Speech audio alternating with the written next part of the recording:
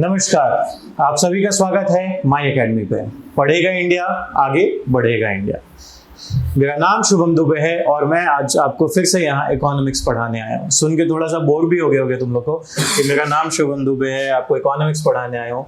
But ये बार बार इसलिए बोलता हूँ ताकि तुम्हें इकोनॉमिक्स का इंटरेस्ट बना रहे।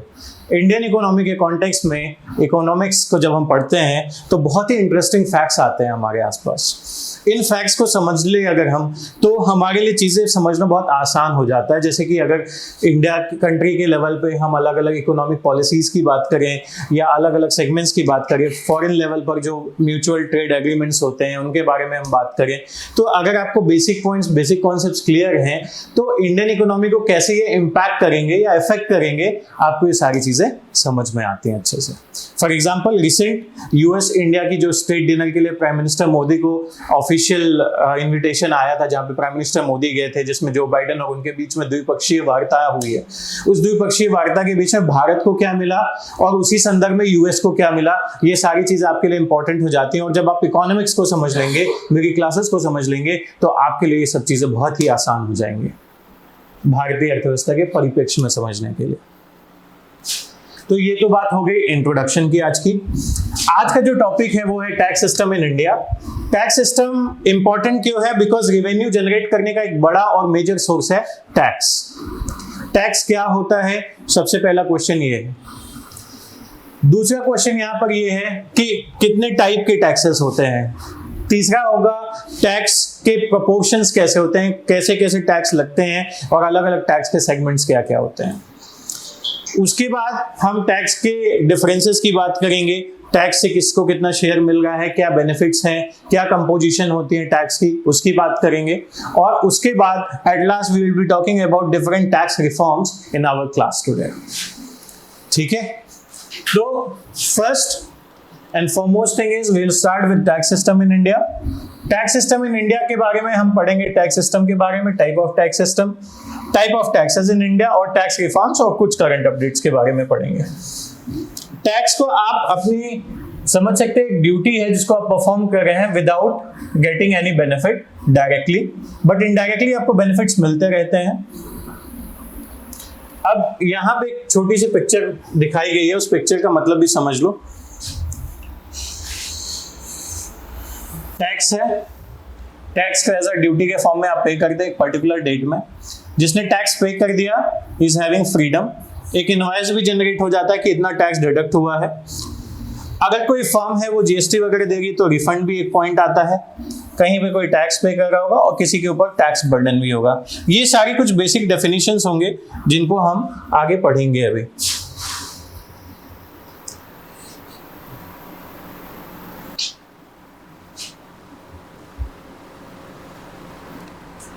Then we'll be going with actual thing. अब देखो, टैक्स कुछ और नहीं है। टैक्स के बारे में जब मैं बात करूंगा तो tax is nothing but it is a necessary payment to the government, जो मैंने अभी आपको कहा। एक ऐसी पेमेंट जिसके बिहाफ पे आप कोई एक्सपेक्ट नहीं कर रहे हो कि आपको कोई अच्छी चीज या कोई क्विड प्रो क्यो, मतलब समथिंग फॉर समथिंग वाली चीज मिलेगी। क्विड प्रो क्यो एक बहुत इंपॉर्टेंट टर्म है, यूजुअली यूज किया जाता है something for something in the scene of corruption and all. तो उसके बारे में बात करेंगे।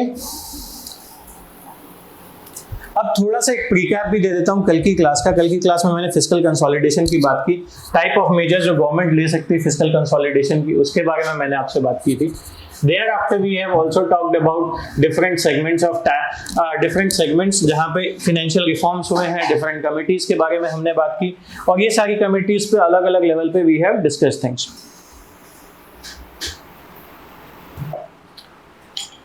अब आज की जो क्लास है वो पूरी टैक्स पे है।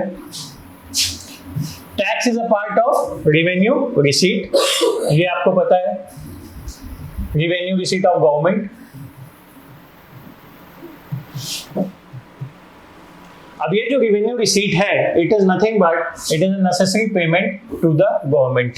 अब ये जो नेसेसरी पेमेंट होती है ये दो फॉर्म में हो सकती है, एक डायरेक्ट फॉर्म में और दूसरी इनडायरेक्ट फॉर्म में। डायरेक्ट फॉर्म में क्या है, you are directly paying to the government. Indirect form में क्या होता है, कोई थर्ड पार्टी होती है जो आपके बिहाफ पे गवर्नमेंट को टैक्स पे करी होगी। ये थर्ड पार्टी रेस्टोरेंट हो सकती है, सिनेमा हॉल्स हो सकते हैं, शॉपकीपर्स हो सकते हैं। कैसे? आप जीएसटी पे करते हो, आप जीएसटी सीधे गवर्नमेंट को ना पे करके आप एक शॉपकीपर को पे करते हो वो जीएसटी। जैसे कि अगर किसी चीज का दाम 400 रुपीज है और उसमें 18% का जीएसटी है, तो आप क्या करोगे? 400 प्लस 18% ऑफ 400 पे करोगे, टोटल अमाउंट। सो ये जो 18% ऑफ 400 है, ये किसको जाता है? ये गवर्नमेंट को जाता है। और गवर्नमेंट को जाता है इनडायरेक्ट फॉर्म में शॉपकीपर के द्वारा। तो टैक्स इज नथिंग बट, आपसे कोई भी सिंपली पूछे टैक्स क्या होता है, तो टैक्स को आप बोलोगे necessary payment to the government. वहीं पे सरचार्ज की बात करें तो एक एडिशनल चार्ज होता है जो गवर्नमेंट का रिवेन्यू बढ़ाने के लिए होता है। तो सरचार्ज का पर्पस क्या है? सरचार्ज का पर्पस और कुछ नहीं है, गवर्नमेंट का रिवेन्यू इंक्रीज करना है। गवर्नमेंट अपना रिवेन्यू बढ़ाना चाहती है ताकि एक्सपेंडिचर में उसको यूटिलाइज कर सके, that is your surcharge. So simple देखो, simple definition, surcharge is an additional charge on tax to increase revenue of the government. Then there comes cess. Cess की जब हम बात करेंगे तो सेस क्या होता है? सेस किसी स्पेशल पर्पस के लिए लगाया जाता है और वो पर्पस को फुलफिल करने के लिए वो पैसा खर्च किया जाता है। फॉर एग्जांपल स्वच्छ भारत सेस। अब स्वच्छ भारत सेस में जो भी 0.50% आपके किसी भी एक्सपेंडिचर पे लिया जा रहा होगा, ये 0.50% स्वच्छ भारत अभियान जो गवर्नमेंट का है, स्वच्छ भारत मिशन है, उसी में खर्च किया जाएगा, किसी और स्कीम में खर्च नहीं किया जाएगा। So what it is? Cess is nothing but additional charge on tax to finance a specific activity. For example, स्वच्छ भारत सेस। एक और एग्जांपल ले सकते हो, क्लीन एनवायरनमेंट सेस।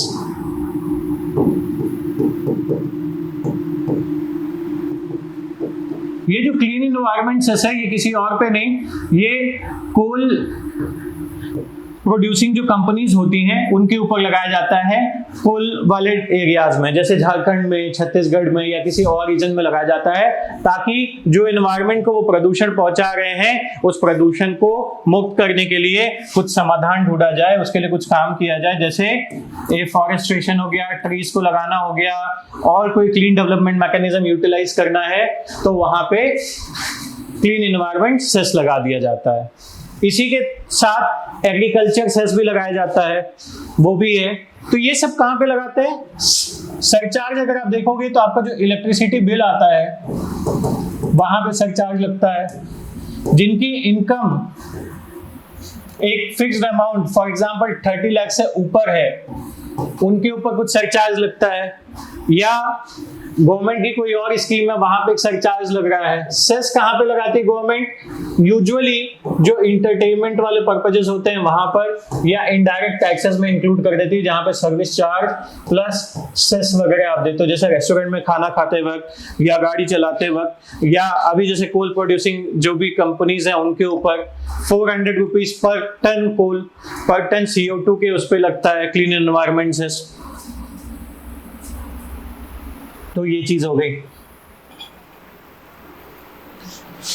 तो tax clear, surcharge clear, cess clear.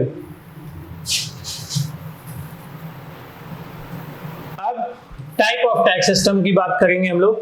Type of tax system अलग अलग हो जाते हैं, 4 टाइप के होते हैं टैक्स सिस्टम्स। एक प्रोग्रेसिव होता है, दूसरा प्रोपोर्शनल होता है, तीसरा रिग्रेसिव, और चौथा आपका डिग्रेसिव होता है। There are 4 types of tax systems: progressive, then proportional, then regressive and degressive. Progressive को हिंदी में हम प्रगतिशील कहते हैं। जो भी चीज प्रगतिशील होगी वो प्रोग्रेसिव हो जाएगी। प्रोपोर्शनल को अनुपातिक कहते हैं। रिग्रेसिव को हम प्रतिगामी कहते हैं। प्रतिगामी मतलब सीधे नीचे जा रही है। डिग्रेसिव को हम अधोगामी कहते हैं। अधोगामी का मतलब देखो, यही चारों तुमको बना के समझा दूंगा। अगर ग्राफ ऐसा है तो प्रोग्रेसिव है, अगर ग्राफ ऐसा है तो प्रोपोर्शनल है, अगर ग्राफ ऐसा है तो आपका रिग्रेसिव है, और अगर ग्राफ ऐसा है तो आपका डिग्रेसिव है। कहने का मतलब ये, प्रोग्रेसिव में क्या हुआ, सीधे प्रोग्रेस कर रहा है। जैसे जैसे आपकी इनकम बढ़ते जाएगी वैसे वैसे आपके ऊपर टैक्स बढ़ता जाएगा। यहाँ पे क्या है, आपकी इनकम कुछ भी हो, कितनी भी बढ़ती जाए, आपके ऊपर टैक्स जो है वो कांस्टेंट है, एक ही टैक्स, सेम टैक्स रेट लग रहा है। यहाँ पर क्या है, आपकी इनकम बढ़ते हुए एक समय तक टैक्स बढ़ेगा, बट उसके बाद टैक्स स्थिर हो जाएगा, फिर से वो सेम उसमें आ जाएगा, स्टैग्नेंट हो जाएगा। यहाँ पे क्या है, यहाँ पर आपकी इनकम जैसे जैसे बढ़ेगी वैसे वैसे आपका टैक्स लो होता जाएगा। कुछ कैपिटलिस्ट कंट्रीज ऐसी होती हैं जो प्रो रिच होती हैं, प्रो रिच का मतलब है जो भी मार्केट के बड़े प्लेयर्स हैं उनकी तरफ होते हैं, तो वहां पर ये टैक्स सिस्टम आपको देखने को मिलेगा, रिग्रेसिव टैक्स सिस्टम मिलेगा। ये वाला टैक्स सिस्टम प्रोग्रेसिव होता है। अभी आगे मैं और अच्छे से आपको इसको डिटेल में बताऊंगा।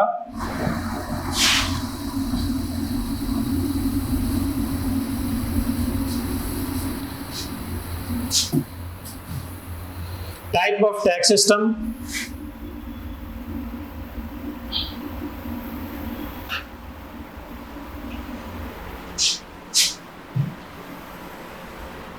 टाइप ऑफ टैक्स सिस्टम में मैंने 4 टैक्स सिस्टम्स अभी अब आपको बताए, प्रोग्रेसिव, प्रोपोर्शनल, रिग्रेसिव और डिग्रेसिव।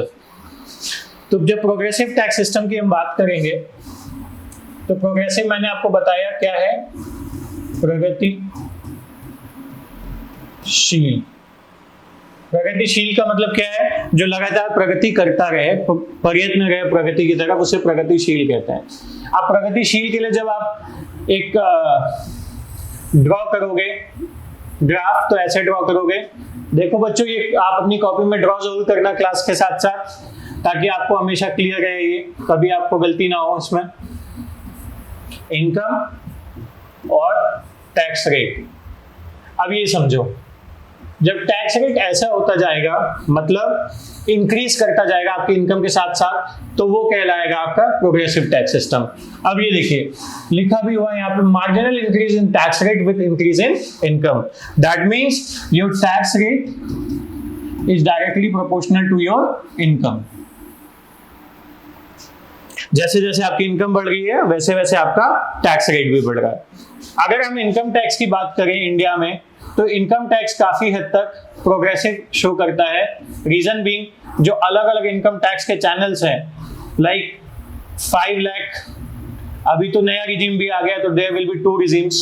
अभी 7 लाख तक कोई टैक्स नहीं लग रहा है। फिर पहले क्या था, 5 लाख टू 7 लाख, 7.5 लाख था, 7.5 टू 10 लाख रुपीस था, then 10 lakh to 15 and 15 and अलग अलग सेगमेंट्स थे। उन सारे सेगमेंट्स पे टैक्स रिजीम्स लग रहे थे, तो उसके अकॉर्डिंग आपका क्या होता है, टैक्स बेस बढ़ता जाता है। जैसे कहीं पे आपका 5% ही टैक्स लग रहा है, फिर क्या 10% लग रहा है, देयर आफ्टर 20% लग रहा है, फिर 30% लग रहा है।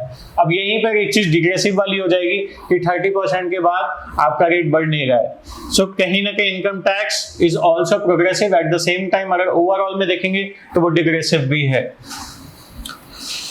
Is it clear to you guys? I hope it is clear to you.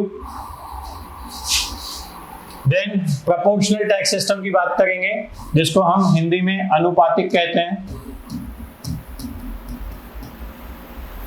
Proportional tax system कुछ भी नहीं है, टैक्स रेट में कोई भी चेंज नहीं होता, चाहे आपकी इनकम बढ़े या घटे। That means the graph will be like this.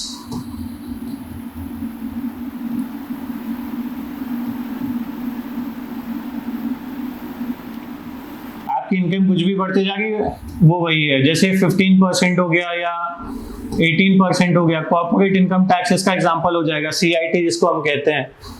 वही रिग्रेसिव टैक्स सिस्टम की जब बात करेंगे तो यहाँ क्या होता है, there is a marginal decrease, मतलब यहाँ पर जो टैक्स रेट है that is inversely proportional to your income. That means जैसे जैसे इनकम बढ़ेगी आपका जो टैक्स रेट है वो घटेगा। Income increases means tax rate decreases. इसका जो ग्राफ बनेगा वो कुछ ऐसा बनेगा।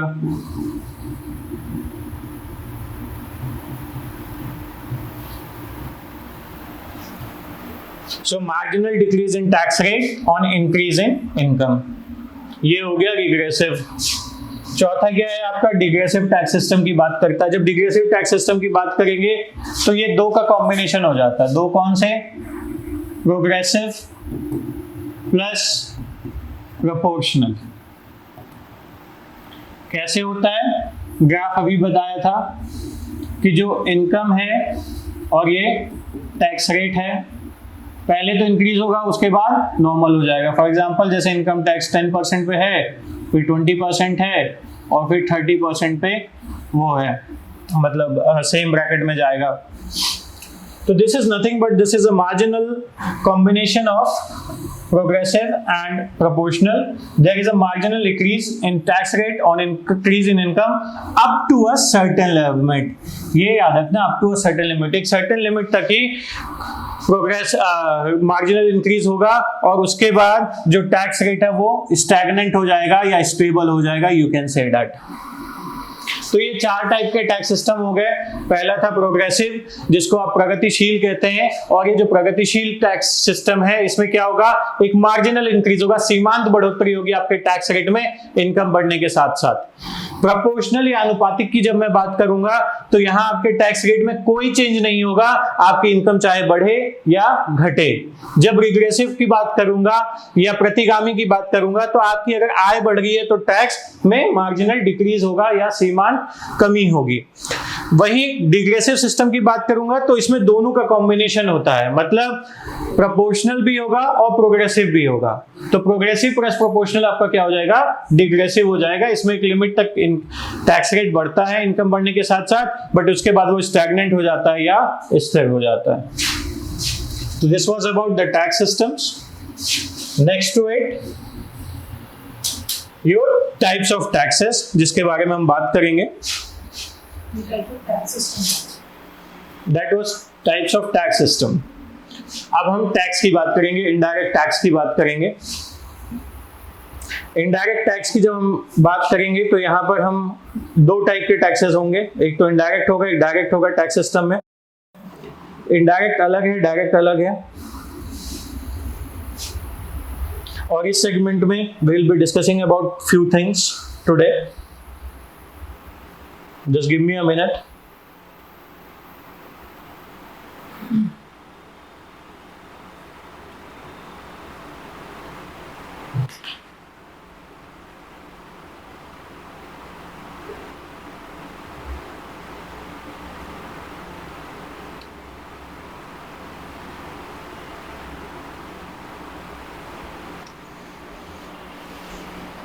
Type of taxes. Type of taxes में 2 टाइप के होंगे। यहां पे हमने टाइप्स बताए हैं आपको, you need to see direct tax और इनडायरेक्ट टैक्स। डायरेक्ट टैक्स जहां पे आप टैक्स डायरेक्टली गवर्नमेंट को पे कर रहे हो, प्रत्यक्ष रूप से अगर आप सरकार को कर दे रहे हो तो वो प्रत्यक्ष कर कहलाता है। और प्रत्यक्ष कर में अलग अलग जो टाइप्स होते हैं वो जान लीजिए। एक तो इनकम टैक्स हो गया, आयकर जिसको कहते हैं, संपत्ति वृद्धि कर होता है जिसको हम कैपिटल गेन्स टैक्स कहते हैं, सिक्योरिटीज ट्रांजैक्शन, प्रतिभूति के ट्रांजैक्शन में जो टैक्स लगता है उसको भी वो डायरेक्ट टैक्स की कैटेगरी में आता है, प्रिक्विजिट टैक्सेस होते हैं, कॉर्पोरेट टैक्सेस होते हैं। तो ये सारे कहाँ पे आ गए, आपके डायरेक्ट टैक्स में आ गए, बिकॉज ये सारे टैक्सेस आप डायरेक्टली गवर्नमेंट को पे कर रहे होते हो। जो हाउस टैक्स वगैरह का भी सेगमेंट है, अगर आप देखें तो आप सीधे लोकल गवर्नमेंट को पे करते हो, तो हाउस टैक्स भी आपका इसी उसमें आ जाएगा।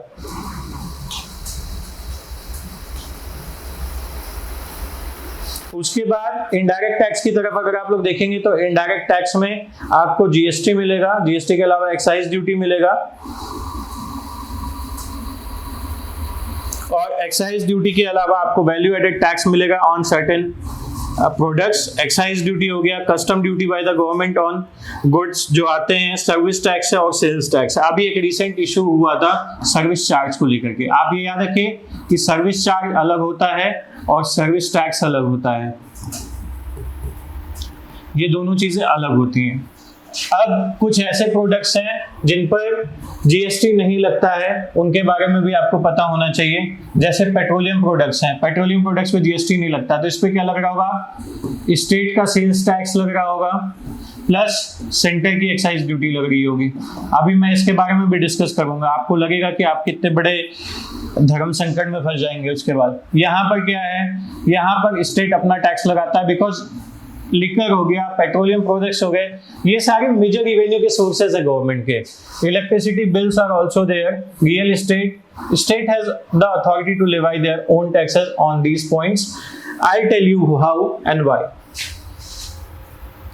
तो I hope this is clear to you. Direct tax क्या हो गया, इनडायरेक्ट टैक्स क्या हो गया। अब थोड़ा सा इनडायरेक्ट टैक्स के बारे में पढ़ते हैं, because indirect tax is more important from your examination point of view, क्योंकि इनडायरेक्ट टैक्स पे रिफॉर्म्स और ये सारी चीजें ज्यादा हुई हैं गवर्नमेंट के एंड पे। So we will be discussing about indirect tax. Indirect tax is nothing but which is paid to the government through some other medium। ये other medium क्या है, ये वही थर्ड पार्टी जिसकी मैं बात कर रहा था। फॉर एग्जाम्पल, आप गए रेस्टोरेंट में, खाना खाया आपने, रेस्टोरेंट को आपने बिल पे किया, that bill has inclusion of GST. ये जो जीएसटी है वो रेस्टोरेंट आपके बिहाफ पे गवर्नमेंट को पे करेगा। जीएसटी एक डेस्टिनेशन बेस्ड है, तो जहां पे इसका कंजम्पशन होगा वहां पर वो टैक्स लगेगा।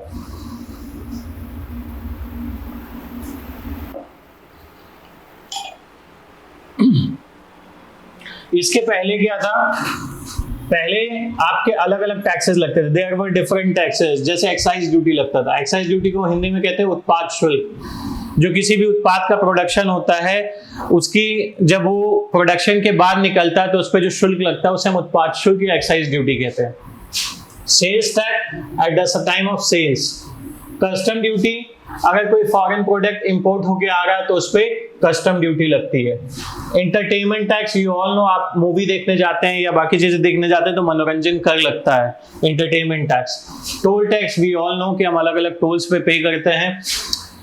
वैट और मॉड वैट, वैट का फुल फॉर्म है वैल्यू एडेड टैक्स। किसी भी प्रोडक्ट में जो वैल्यू ऐड होती है उस पर जो टैक्स लगता है उसको वैल्यू ऐड कहते थे। और सेंट्रल वैट अलग होता था, स्टेट का वैट अलग होता था पहले। इन सबको सब्ज्यूम करके, मतलब इन सारे टैक्सेस को एक टैक्स बना करके गवर्नमेंट ने जीएसटी बना दिया।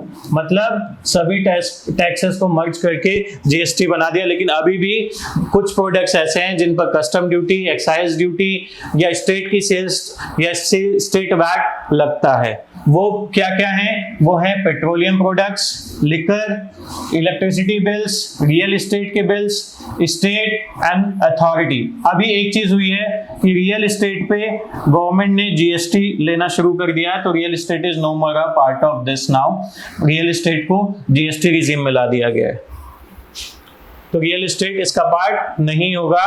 क्या क्या पार्ट हो जाएंगे, पेट्रोलियम प्रोडक्ट्स, लिकर प्रोडक्ट्स,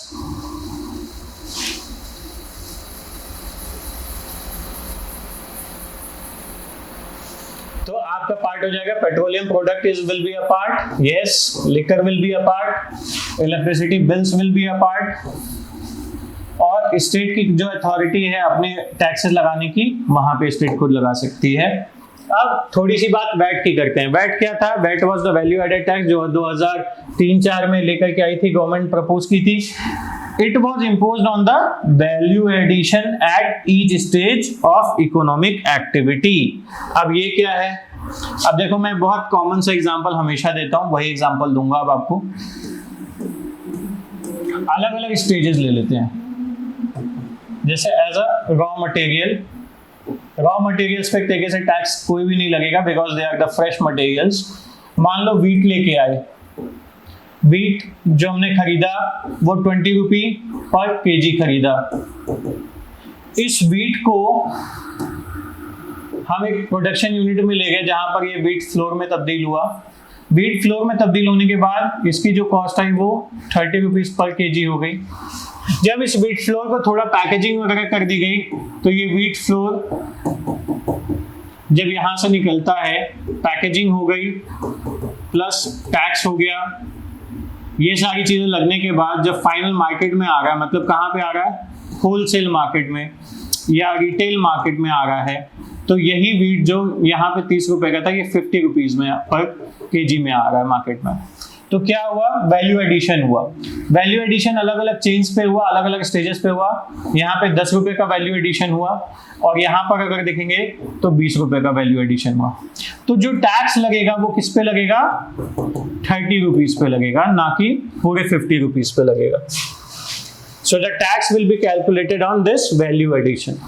मैं इसी को बताना चाह रहा था, ये जो वैल्यू ऐड हो रहा है that is also destination based. Wheat flour लिया, पहले व्हीट लिया, गेहूं 20 रुपए केजी था। इस गेहूं को हमने गेहूं के आटे में तब्दील किया, जिसमें वैल्यू एडिशन में 10 रुपए मान लो खर्च हुए, तो ये 30 रुपए पर केजी हो गया। उसके बाद इसकी पैकेजिंग और टैक्स वगैरह जोड़ के ये 50 रुपए केजी मार्केट में बिकने को चला गया। तो ये सब कुछ जो है ये वैल्यू ऐड हुआ 30 रुपीज का। ये 30 रुपीज में टैक्स हमने इंक्लूड कर दिया, तो वो 50 रुपीज के आसपास पहुंच गया। ठीक है, I hope clear to you. Value added tax क्या होता है, अलग अलग स्टेजेस पे इकोनॉमिक एक्टिविटी के हम वैल्यू ऐड करेंगे।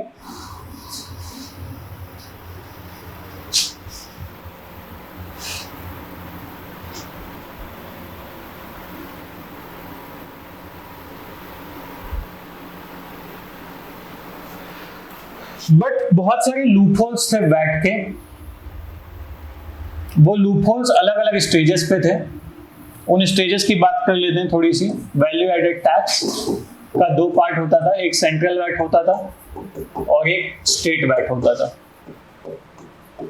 इसका सबसे बड़ा लूपहोल ये था कि कई सारी जो बल्क में सामान बेचते थे, market enterprises, gold jewellers, what they were doing, they were hiding the information from the government कि उन्होंने कितना परचेज किया है from the raw material source and from the initial source।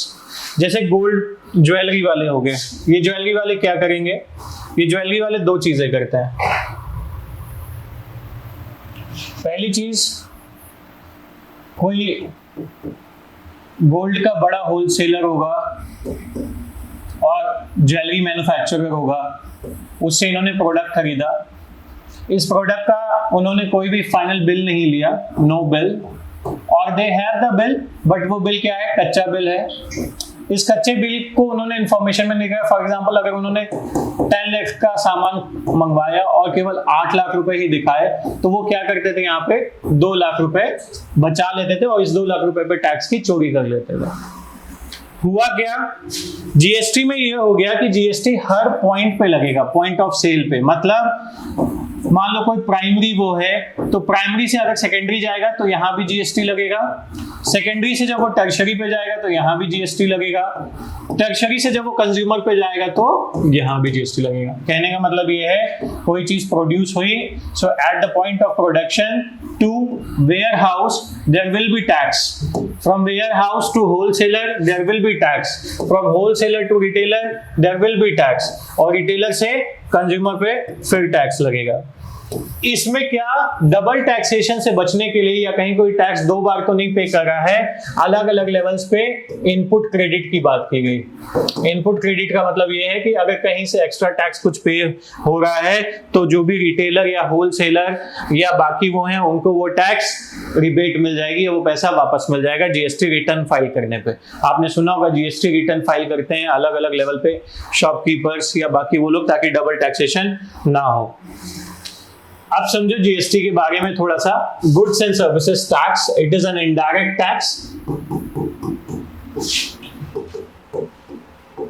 ये इनडायरेक्ट टैक्स कॉन्स्टिट्यूशनल अमेंडमेंट के through लाया गया, 101 constitutional amendment act के थ्रू, और जिसका इम्प्लीमेंटेशन 1 जुलाई 2017 को हुआ था। अब यहां पे समझना है ये किस टाइप का अमेंडमेंट था। ये जो अमेंडमेंट था ये देश के फेडरल स्ट्रक्चर को चेंज करने वाला अमेंडमेंट था। फेडरल स्ट्रक्चर को चेंज करने वाला। और जिन लोगों ने पॉलिटी अच्छे से पढ़ी है उनको ये पता है कि अगर फेडरल स्ट्रक्चर में कुछ चेंजेस होंगे तो वे उस कॉन्स्टिट्यूशनल अमेंडमेंट के लिए पहले तो स्पेशल मेजॉरिटी चाहिए होगी, और उस स्पेशल मेजॉरिटी के अलावा 50% से ज्यादा स्टेट्स की असेंबलीज के थ्रू वो पास होना चाहिए, वो भी चाहिए होगा। So this federal change needed these 2 things, और इसके बाद पास होकर के ये 101 कॉन्स्टिट्यूशनल अमेंडमेंट बना, जिसको आप जीएसटी के रूप में जानते हैं। ये जीएसटी पूरे इंडिया में 1 जुलाई को लागू हो गया था 2017 से, लेकिन जम्मू एंड कश्मीर में ये 5 जुलाई 2017 को लागू हुआ था, बिकॉज उस टाइम तक they were having a separate constitution और वहां पर अलग से वो हुआ था। तो currently GST is everywhere all around India, it is also based on principles of VAT. Principle of VAT का मतलब ये हो गया कि जो वैल्यू एडिशन हो रहा था उसी के बेसिस पे ही टैक्सेशन लग रहा है। Value addition at every stage, और वो सारी स्टेज यहां पर कैलकुलेट होगी। It is also a destination based tax. Remember and mind my words, it is a destination based tax. So ये जो destination based tax का मतलब है गंतव्य आधारित। गंतव्य आधारित का मतलब है जो पॉइंट ऑफ सेल होगा ना, जहां पर वो चीज बिक रही होगी, वो टैक्स वहां पे लगेगा। अभी मैं ये समझाऊंगा भी एक प्रॉपर पिक्टोरियल ग्राफ के थ्रू आपको। तीसरी चीज, almost all indirect taxes are merge and one GST tax is form. और इसके 4 स्लैब रेट्स हैं, वी ऑल नो, 5%, 12%, 18% और 28%। और इसका जो स्ट्रक्चर या कंपोजिशन बनाया गया वो 4 तरीके से बनाया गया, CGST, SGST, IGST और UTGST। CGST is nothing but Central GST, SGST state GST, IGST का मतलब है इंटीग्रेटेड GST, और UT का मतलब है यूनियन टेरिटरी वाला GST, जो यूनियन टेरिटरीज में लगेगा। अब ये आपको समझना है ये अलग अलग GST हैं और इनका क्या तरीका है, कैसे ये होता है। एक चीज और है, 50-50 वाले रेशियो में बटता है ये पूरा। अब 50-50 वाले रेशियो में कैसे बटेगा, मान लो अगर 5% GST लग रहा है तो 2.5% विल बी योर CGST, मतलब सेंटर का GST हो गया, and remaining 2.5% is your state का GST। ठीक है, I hope this is clear to you. GST के 4 स्लैब रेट्स हो गए, 5, 12, 18 और 28, और कंपोजिशन ये हो गया। अब ये समझो, जब पॉइंट ऑफ सेल या जो सेल है वो किसी एक पर्टिकुलर स्टेट में हो रही होगी और मैन्युफैक्चरिंग भी उसी स्टेट में हो रही होगी, that means manufacturing plus sale. कहने का मतलब ये है कि उत्पादन और उसका बिक्री दोनों एक ही स्टेट में हो रहा हो, मान लो यूपी में ही हो रहा है, तो जो टैक्स लगेगा वो लगेगा CGST plus SGST। CGST plus SGST लगेगा, और सेंटर का GST सेंटर को जाएगा और स्टेट का GST यूपी को जाएगा। ये पॉइंट नंबर 1 हो गया। अब पॉइंट नंबर 2 समझो, मान लो जो मैन्युफैक्चरिंग है वो हो रही है महाराष्ट्र में, इसका जो सेल हो रहा है वो हो रहा है यूपी में। ठीक है, तो क्या होगा, तब वहां पर CGST प्लस IGST लगेगा, इंटीग्रेटेड GST लगेगा, बिकॉज पॉइंट ऑफ प्रोडक्शन अलग है और पॉइंट ऑफ सेल अलग है। यहां पे क्या होगा, ये इंटीग्रेटेड GST अब किसको जाएगा, ये एक बड़ा क्वेश्चन है। ये क्योंकि एक डेस्टिनेशन बेस्ड टैक्स है, इसलिए जिस डेस्टिनेशन पे ये सेल हो रहा होगा वो टैक्स उस स्टेट को जाएगा। मतलब ये जो इंटीग्रेटेड टैक्स है वो यूपी को जाएगा। I hope this is clear to you. इसके पहले तक क्या होता था, ये IGST महाराष्ट्र को जाता था, बट क्योंकि जब point of consumption Uttar Pradesh है तो the benefit should also be given to Uttar Pradesh in the sense of tax. तो जो रिसोर्स आएगा टैक्स से या जो इनकम होगी वो उत्तर प्रदेश को यहां पे जाएगी। आई होप ये आपको क्लियर है, CGST और IGST।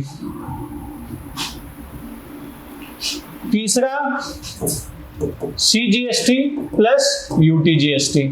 यहाँ पे तो कोई प्रॉब्लम ही नहीं है, यहाँ पे कोई प्रॉब्लम इसलिए नहीं है because UTs are again governed by central government. तो जो भी टैक्स और फॉर्मुलेशन यूटी में जो भी सेल होगा वो भी सेंट्रल गवर्नमेंट के थ्रू यूटी के डेवलपमेंट में खर्च होगा या यूटी को जाएगा। अब जो यूटी विद स्टेट लेजिस्लेटिव है उनको सीधा जाएगा, जो यूटीज विदाउट स्टेट लेजिस्लेटिव है उनको थ्रू सेंट्रल गवर्नमेंट ये पैसा पहुंच जाएगा।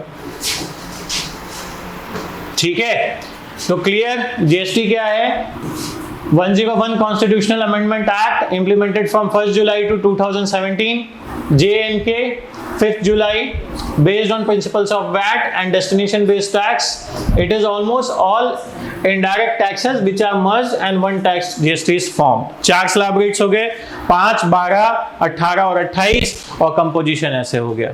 ठीक है,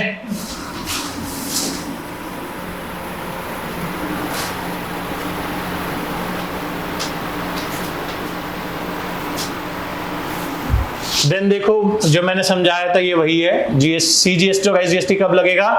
जब जो ट्रांजैक्शन है वो विद इन द स्टेट होगा, जिसकी मैं बात कर रहा था। मतलब मैन्युफैक्चरिंग भी उसी स्टेट में होगी और सेल भी उसी स्टेट में होगी। तो आपसे अगर पूछा जाए CGST SGST कब लगेगा? जब transaction with in the state होगा तो CGST और SGST होगा।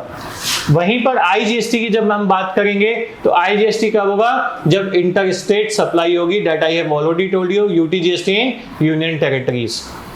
अब यहाँ पे अगेन एक पॉइंट है, alcohol, petroleum products and electricity does not come under GST। ये पॉइंट याद रखना। 3 चीजें हैं, ये याद रखोगे, अल्कोहल, पेट्रोलियम प्रोडक्ट्स और इलेक्ट्रिसिटी। अब ये चीज देखो, 2 बातें हैं। अगर आपको याद होगा तो कोविड जब हुआ था, कोविड शुरू हुआ था, कोविड में लॉकडाउन शुरू हुआ था, उसके हफ्ते भर बाद ही ठेके खोल दिए गए थे। क्यों खोल दिए गए थे? Because of the highest revenue losses to the state governments and the central government at the same time. अब स्टेट गवर्नमेंट्स को क्या मिलता है? यहाँ पर सेल्स टैक्स मिलता है, सेंटर को एक्साइज ड्यूटी मिलती है। बेनिफिट क्या होता है? सबसे ज्यादा जो मेजर रेवेन्यू का सोर्स है। क्यों अल्कोहल बैन नहीं हो रहा है इंडिया में?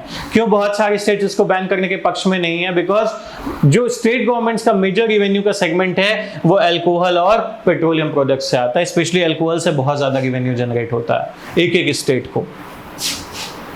बिहार में प्रॉब्लम क्यों आ गई? बिहार में शराब बैन है और शराब बैन होने की वजह से उनके रिवेन्यूज में शॉर्टेज रहती है, इसीलिए वो अपने आप को गरीब और ऐसा पिछड़ा राज्य बनाने के लिए परेशान है कि हमें पिछड़े राज्य का दर्जा दे दिया जाए। अब सेस को भी एक फॉर्मेट में कर दिया गया। सेस कहां पे लेवाई होगा? जो हाईएस्ट टैक्स रेट है। गलती से यहाँ पे फैक्स हो गया बेटा, फैक्स मत करना। Tax slab rate of 28%।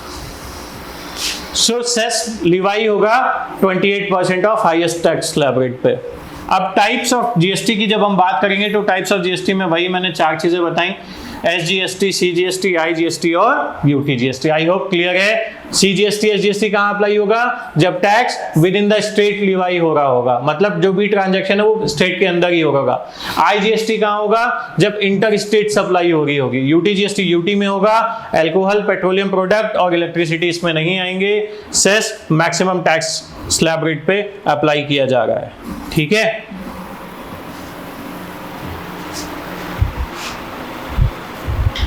इसको बताने के पहले आओ तो मैं थोड़ी सी एक स्टोरी कहानी सुना देते हैं, जिससे आपको प्रॉपर समझ में आ जाएगा कैसे क्या होता है।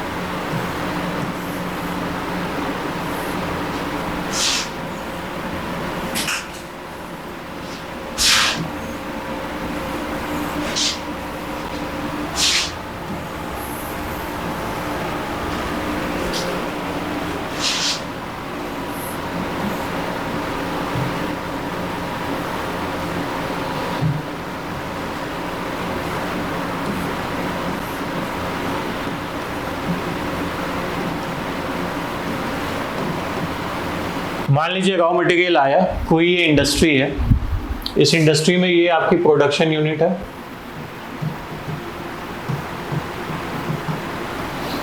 ये आपका वेयर हाउस है, ये आपका होलसेल है,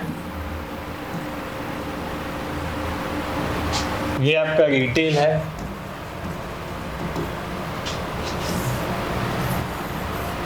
और ये आपका कस्टमर है। ठीक है, कोई भी रॉ मटेरियल आया, प्रोडक्शन हुआ, प्रोडक्शन ऑफ गुड्स, ये जो गुड्स बने इनमें वैल्यू ऐड हुआ,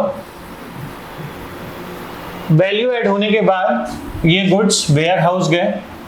जब ये गुड्स वेयर हाउस गए तो यहाँ पर एक टैक्स लगा था, पहले जो लगता था वो एक्साइज ड्यूटी का लगा।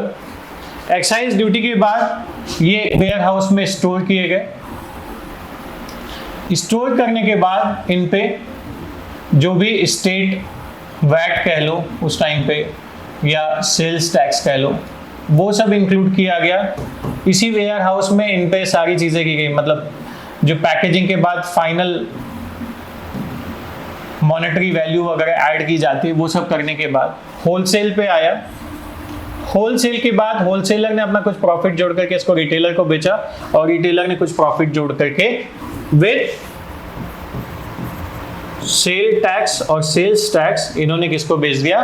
कस्टमर को बेच दिया। ये अलग अलग लेवल्स थे। यहां पर क्या होता था पंगा, पहले जो वेयर हाउस से रिटेलर के बीच की दूरी थी, यहां पर एक होलसेलर भी था, यहां पे एक बड़ा घपला कर लिया जाता था। बड़ा घपला क्या किया जाता था? सामान तो खरीद लिया जाता था बट उस सामान को मेंशन नहीं किया जाता था, उसकी कोई अकाउंटेबिलिटी या अकाउंटेबल रिसीट्स नहीं होती थी। तो गवर्नमेंट ने क्या किया? गवर्नमेंट ने ये सारे टैक्सेस को हटा करके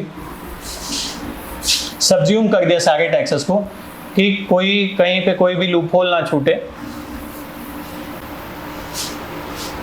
गवर्नमेंट ने क्या किया? हर स्टेप पे इन सबको सब्ज्यूम करके जीएसटी लगा दिया।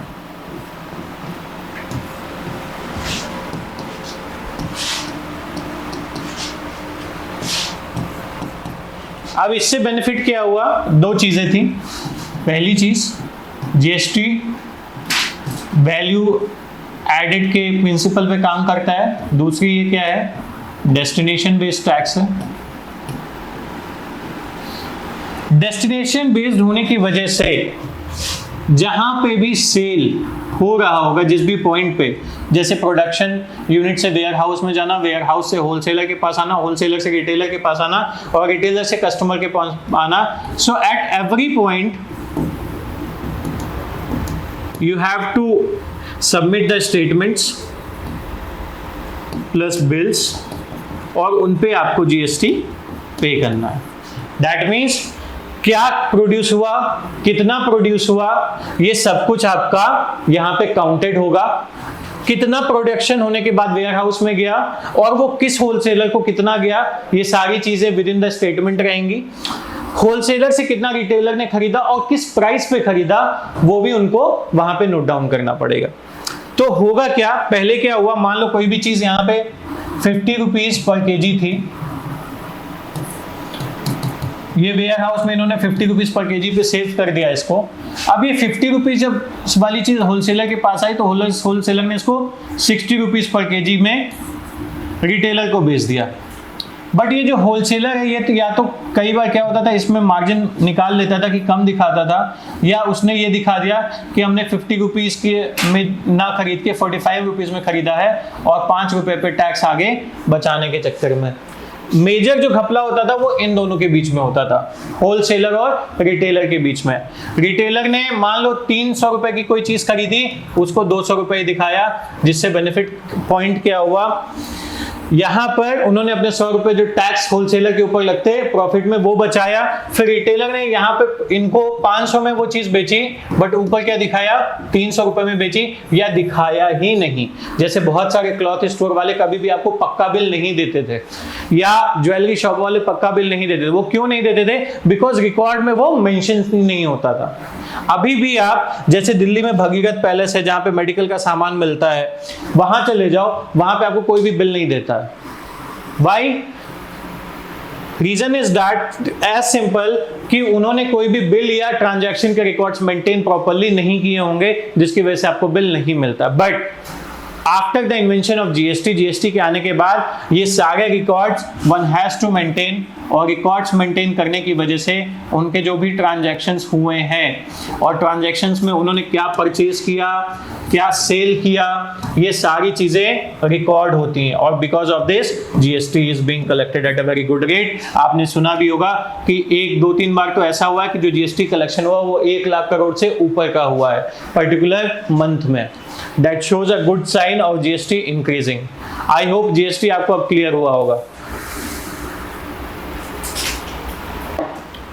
आज अब थोड़ा सा आगे बढ़ते हैं इसमें।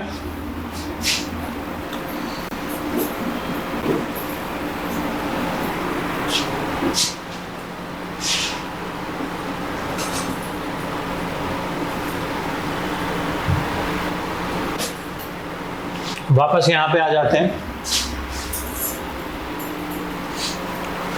तो समझ गए जीएसटी? आई होप जीएसटी एकदम क्लियर है। अब जीएसटी कोई भी पूछेगा तो बता लोगे अप्रत्यक्ष कर है, इनडायरेक्ट टैक्स है, गंतव्य आधारित है, डेस्टिनेशन बेस्ड है, और वैल्यू एडिशन के प्रिंसिपल पे काम करता है। At every point of sale you have to pay GST, चाहे वो रिटेलर हो, चाहे होलसेलर हो, चाहे प्रोड्यूसर्स के लेवल पे हो, वो सारी चीजें यहाँ पे काउंट होंगी। ठीक है, अब जीएसटी में क्या चीजें रखनी है, किस स्लैब रेट में रखनी है, ये सब कुछ डिस्कस करने के लिए गवर्नमेंट ने एक जीएसटी काउंसिल बना दिया।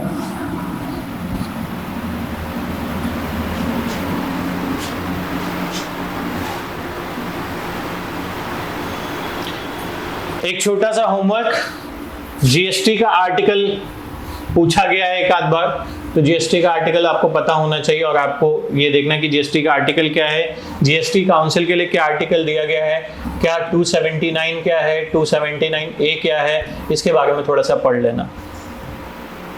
ठीक है, अब जीएसटी काउंसिल की बात करते हैं। जीएसटी काउंसिल जो होता है वो जो सेंट्रल फाइनेंस मिनिस्टर हैं वो प्लस स्टेट के जो फाइनेंस मिनिस्टर होते हैं उनका एक समूह है। यहाँ पे लिखा भी हुआ है GST council consist of union finance minister, union minister of state in finance who has given the charges of revenue और finances and state finance ministers. तो मतलब 3 लोग हो गए, एक तो यूनियन फाइनेंस मिनिस्टर हो गया, एक यूनियन मिनिस्टर ऑफ स्टेट हो गया फॉर फाइनेंस, जैसे करेंटली निर्मला सीतारमण जी हो गई यूनियन फाइनेंस मिनिस्टर, और union minister of state in charge of revenue और फाइनेंस अनुराग ठाकुर जी हो गए, वो हो गए। फिर अलग अलग स्टेट के जो मिनिस्टर्स हैं वो हो गए। यहाँ पर जो सेंटर का वोट होता है वो 1/3 होता है और स्टेट का वोट 2/3 होता है। That means state have a majority, state have a good say here. But again if the major governments of different states are of the same party, so definitely the same party will be having more to say. तो GST जो rates होते हैं, जो slab rates होते हैं, किन goods को किन सर्विसेज को जीएसटी में रखना है, किस स्लैब रेट में रखना है, ये सब कुछ कंसेंसस बेस्ड होता है, ये याद रखना। कंसेंसस बेस्ड, दैट मीन्स 75% लोग अगर एग्री करेंगे तभी वो चीज लागू होगी एक तरीके से।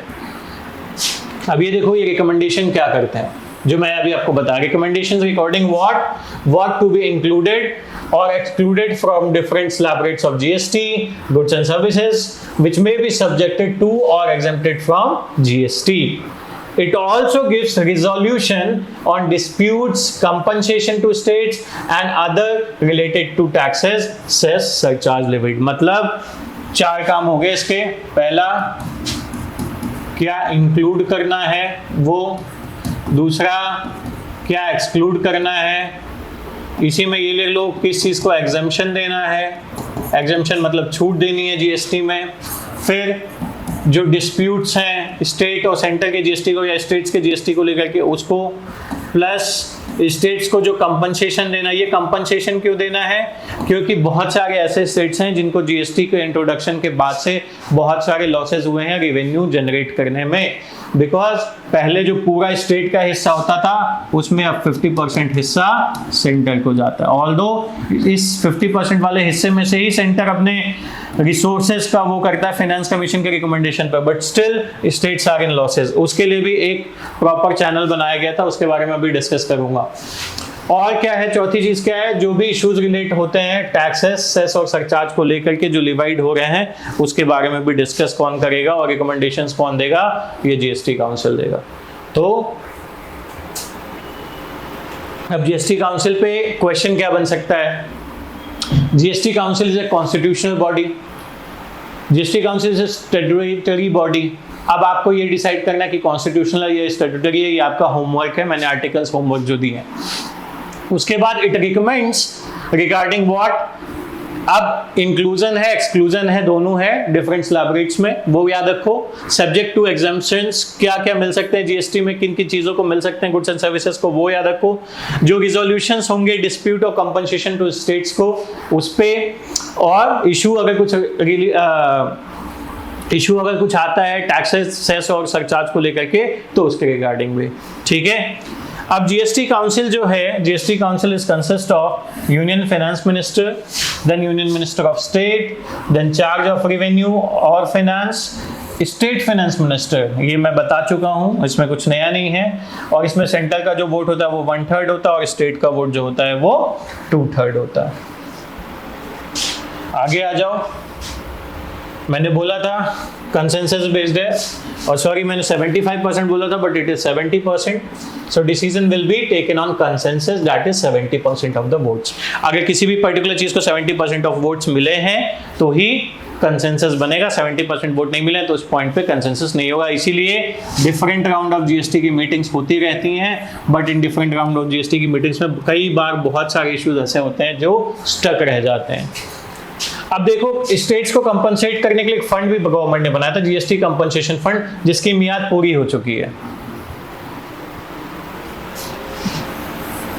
जीएसटी कंपनसेशन फंड में 100% कंपनसेशन देने की बात की गई थी स्टेट्स को for the first 3 years, then 75% for the 4th year and 50% for the 5th year। सो वो मियाद 2017 से 2022 पूरी हो चुकी है स्टेट्स को कंपनसेट करने की। एंड मीनवाइल स्टेट को ये काम दिया गया कि आप अपने उन रिसोर्सेज को एडुकेट करने के लिए काम करें। Basically the article is article 269A, not article 279। So please note down the article is 269A for the GST thing, which I have just told you 279, that was split of tongue, it is 269A.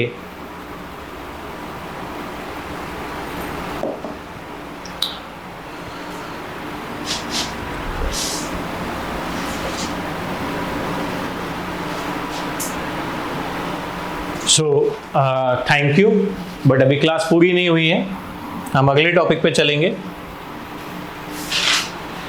ये अगला topic होगा tax reforms के बारे में। इसके पहले थोड़ा सा कुछ चीज़ें और जान लो जो कि आपके लिए एग्जामिनेशन पॉइंट ऑफ व्यू से इम्पॉर्टेंट है। आपको थोड़ा आइडिया होना चाहिए टैक्स रेट्स कैसे काउंट होता है, क्या स्लैब रेट्स होते हैं, उसके बारे में। So I will give you a bit data about it.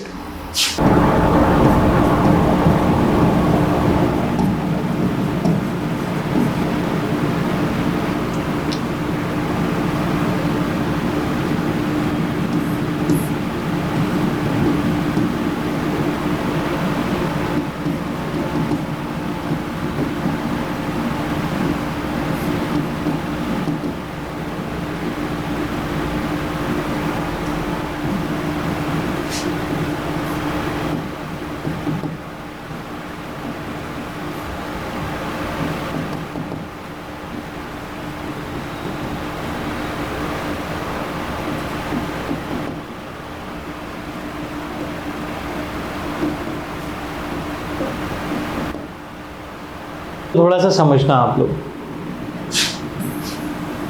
ये जो न्यू रिजीम आया है उसके बेसिस पे है। दूसरी चीज़, ये इसमें कोई भी रिबेट या डिडक्शन इंक्लूड नहीं है, ठीक है, नॉट इंक्लूडेड, इसलिए ये आपको ऐसा दिख रहा है। अब इसमें समझना, 0 से 3 लाख तक कोई भी टैक्स नहीं है, डिडक्शन और रिबेट इंक्लूड नहीं हुई है, तो पहले बेसिक समझ लो। अगले 3 से 6 लाख तक आपको 5% टैक्स देना पड़ेगा। फिर 6 से 9 लाख के बीच में आपको कितना देना पड़ेगा, 10%। 9 से 12 लाख के बीच में 15%, 12 से 15 लाख के बीच में 20%, और 15 लाख से ऊपर वाले को 30%। अब एक एग्जांपल लो, समझो कैलकुलेट कैसे होता है इनकम टैक्स। मान लो किसी की इनकम 8 लाख रुपए है, तो होगा क्या, शुरुआती जो 8 लाख का 3 लाख रुपए है उस पर कोई भी टैक्स नहीं लगेगा। अब उसके बाद का 3 से जो 6 लाख का है, मतलब फर्दर जो 3 लाख है उस पर कितना लगेगा, 5% ऑफ 3 लाख। फिर उसके बाद का जो 2 लाख रुपीज है वो किस टैक्स ब्रैकेट में आ जाएगा, 6 से 9 लाख वाले ब्रैकेट के बीच में। तो जो रिमेनिंग 2 लाख है उस पे क्या लगेगा, 10% टैक्स लगेगा। ऐसे टोटल जो टैक्स आपका लगेगा वो किस पे लगेगा, 5 लाख रुपीज पे लगेगा। बट 5 लाख रुपीज में भी डिफरेंशियल टैक्स लगेगा, 3 लाख पे 5% लगेगा और बाकी 2 लाख पे 10% लगेगा। Did you get that? फिर से समझो, ये टैक्स स्लैब रेट समझ में आया। इनकम 3 लाख रुपए तक कोई भी टैक्स नहीं लग रहा है। 3 से 6 लाख के बीच में अगर किसी की इनकम है तो कितना लगेगा, 5%।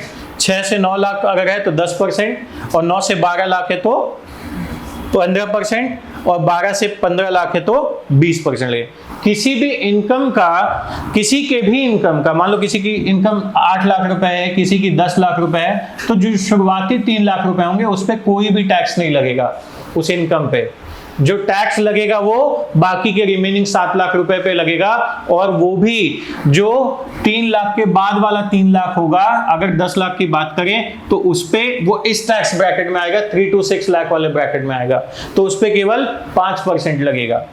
और जब 6 लाख हो जाएगा तो बाकी कितना बचा, फिर फर्दर 3 लाख रुपए, अगर 6 से 9 लाख वाले में था तो उस पे 10% लगेगा, इस 3 लाख पे 10% लगेगा।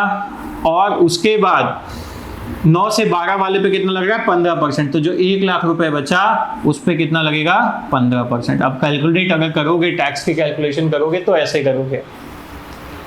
अब अभी समझ में आया? अगर नहीं आया तो फिर से समझो। 8 लाख रुपए हैं, 8 लाख रुपए के शुरुआती 3 लाख रुपए पे कुछ नहीं लगा, 3 लाख पे कितना लगना, 5%। अब 5% ऑफ 3 लाख निकालोगे तो कितना आएगा, मैथ्स का सिंपल लॉजिक, 5% निकालो 3 लाख का, कितने आएंगे,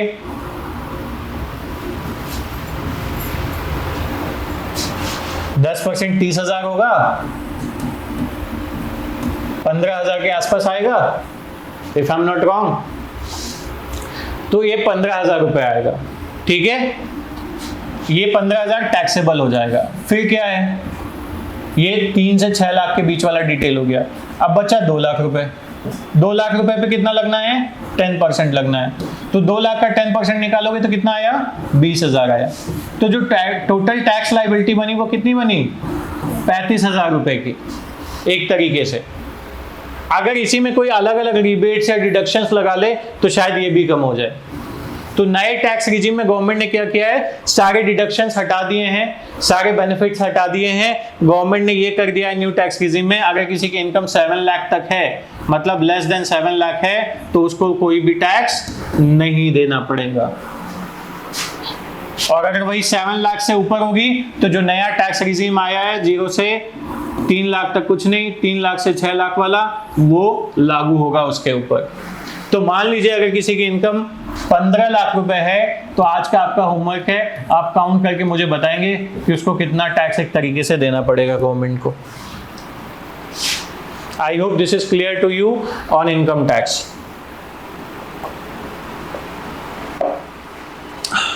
खैर, next to it,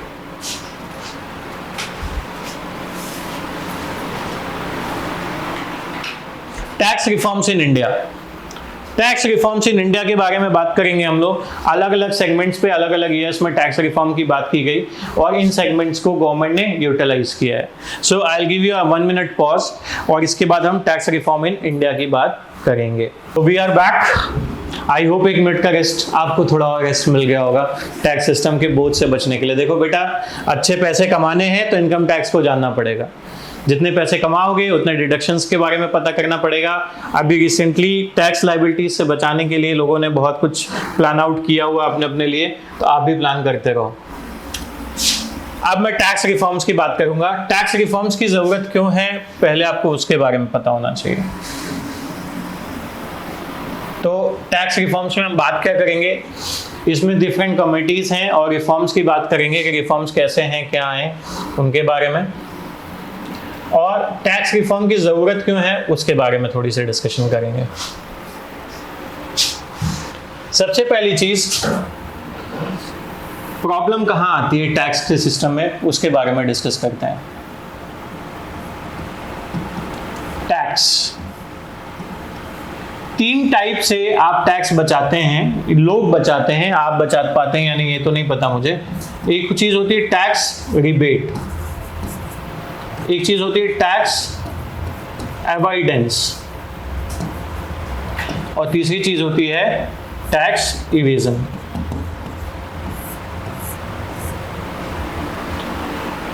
tax rebate वो होती है जब आप टैक्स के रूल्स और बेनिफिट्स को देखते हुए, रूल्स एंड बेनिफिट्स को देखते हुए उनको यूटिलाइज करते हैं और आप टैक्स में रिबेट लेते हैं। फॉर एग्जांपल 2,500 रुपए की रिबेट लोगों को टैक्स में मिलती है जिनकी इनकम 5 लाख, ये पुराना रिजीम की बात है, 5 लाख के ऊपर 50,000 और है तो उनको रिबेट मिल जाती थी। तो 5.5 लाख अगर किसी की इनकम होती थी तो उनको कोई भी टैक्स पे नहीं करना पड़ता था।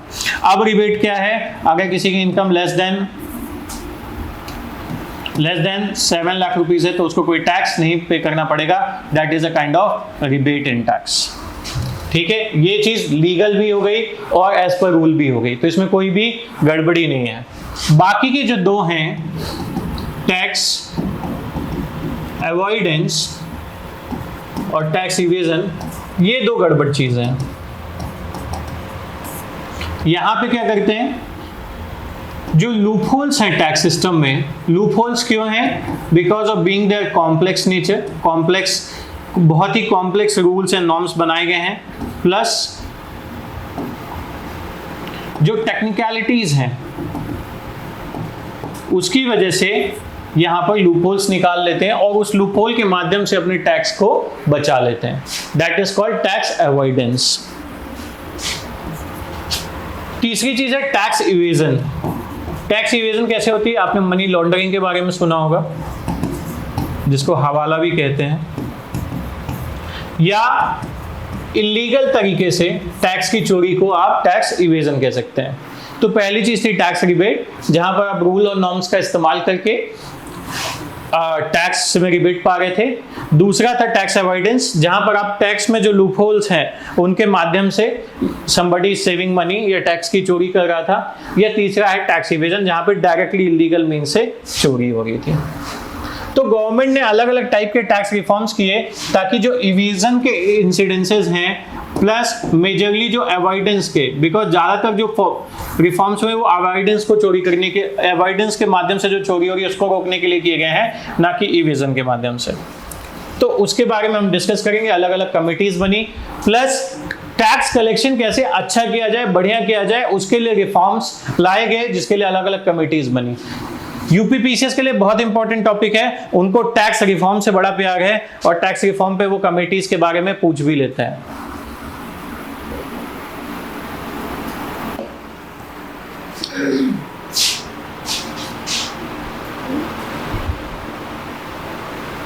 अब टैक्स रिफॉर्म कमिटीज की बात,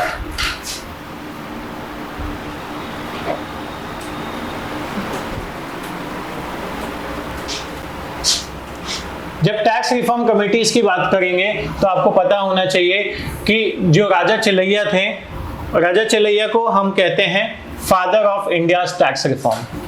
क्यों कहते हैं, because he was very prominent person and almost the first person who have given very good advices and recommendations through his committee, जिसका नाम था tax reforms committee.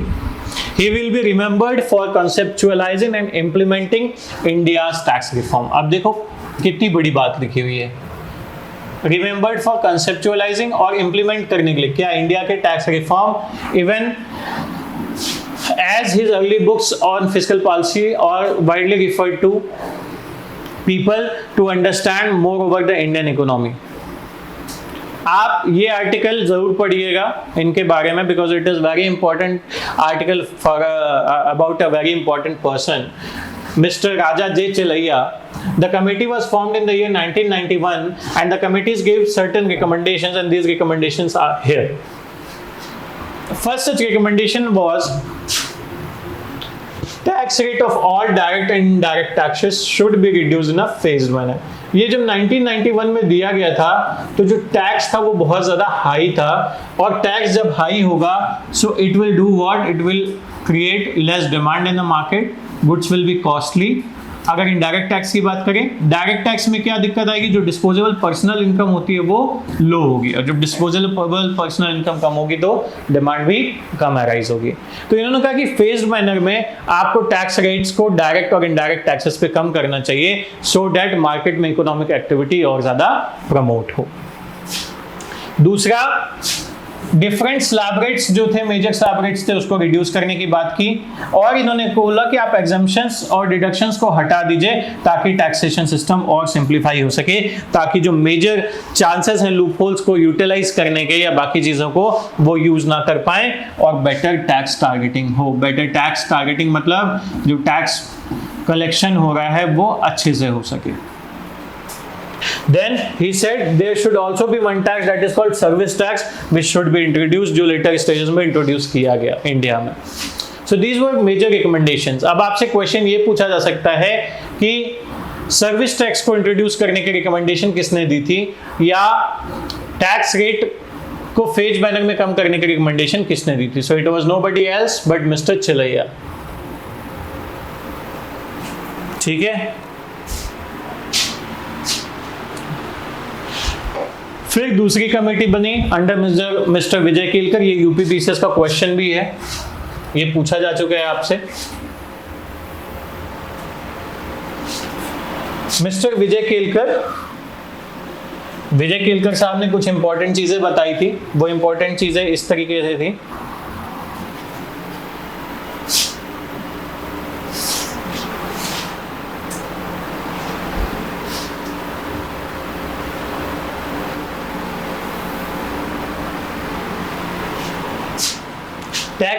Task force on tax reform committee was made under the chairmanship of Mr. Vijay Kelkar in 2002. He said there should be direct tax और direct tax में जो capital gains tax और wealth tax है उसको abolish कर देना चाहिए। और हमें एक और चीज करनी चाहिए, increase the exemption limit in IT liabilities, simplified tax system. देखो हर कोई क्या बात कर रहा है, टैक्स सिस्टम को सिंप्लीफाई करने की बात कर रहा है और एग्जेम्पशंस को रैशनलाइज करने की बात कर रहा है।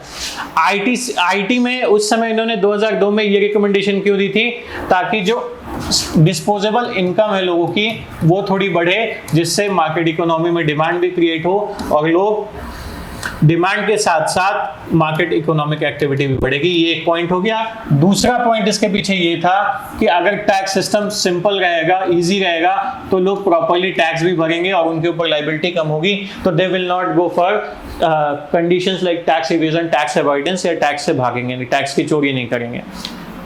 ये क्वेश्चन था आपके स्टेट पीसेस का कि पैन के स्कोप को एक्सपेंड करने के लिए किसने कहा था? So it was Vijay Kelkar committee. Permanent account number, pan जो आपके सारे टैक्स कलेक्शंस या आपके थ्रू जो टैक्स पेड हुए हैं उसकी मेजर इंफॉर्मेशंस को रखता है। So he also talked about tax information network to be make a task easy. So these were the steps which government has proposed under the chairmanship of Mr. विजय केलकर और जिसको utilise भी सरकार ने किया था बाद में।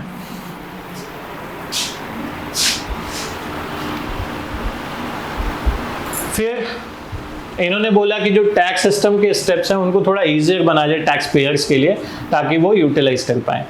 अब एक 80 सीसीसी की वो आती है जो डिडक्शन की बात होती है, इन्होंने उसको भी प्रपोज किया था कि उसकी लिमिट बढ़ाई जाए ताकि लोग इन्वेस्टमेंट अपनी पेंशन फंड में ज्यादा करें। और सर्विस टैक्स के स्कोप को और वाइडन करने की बात की उन्होंने।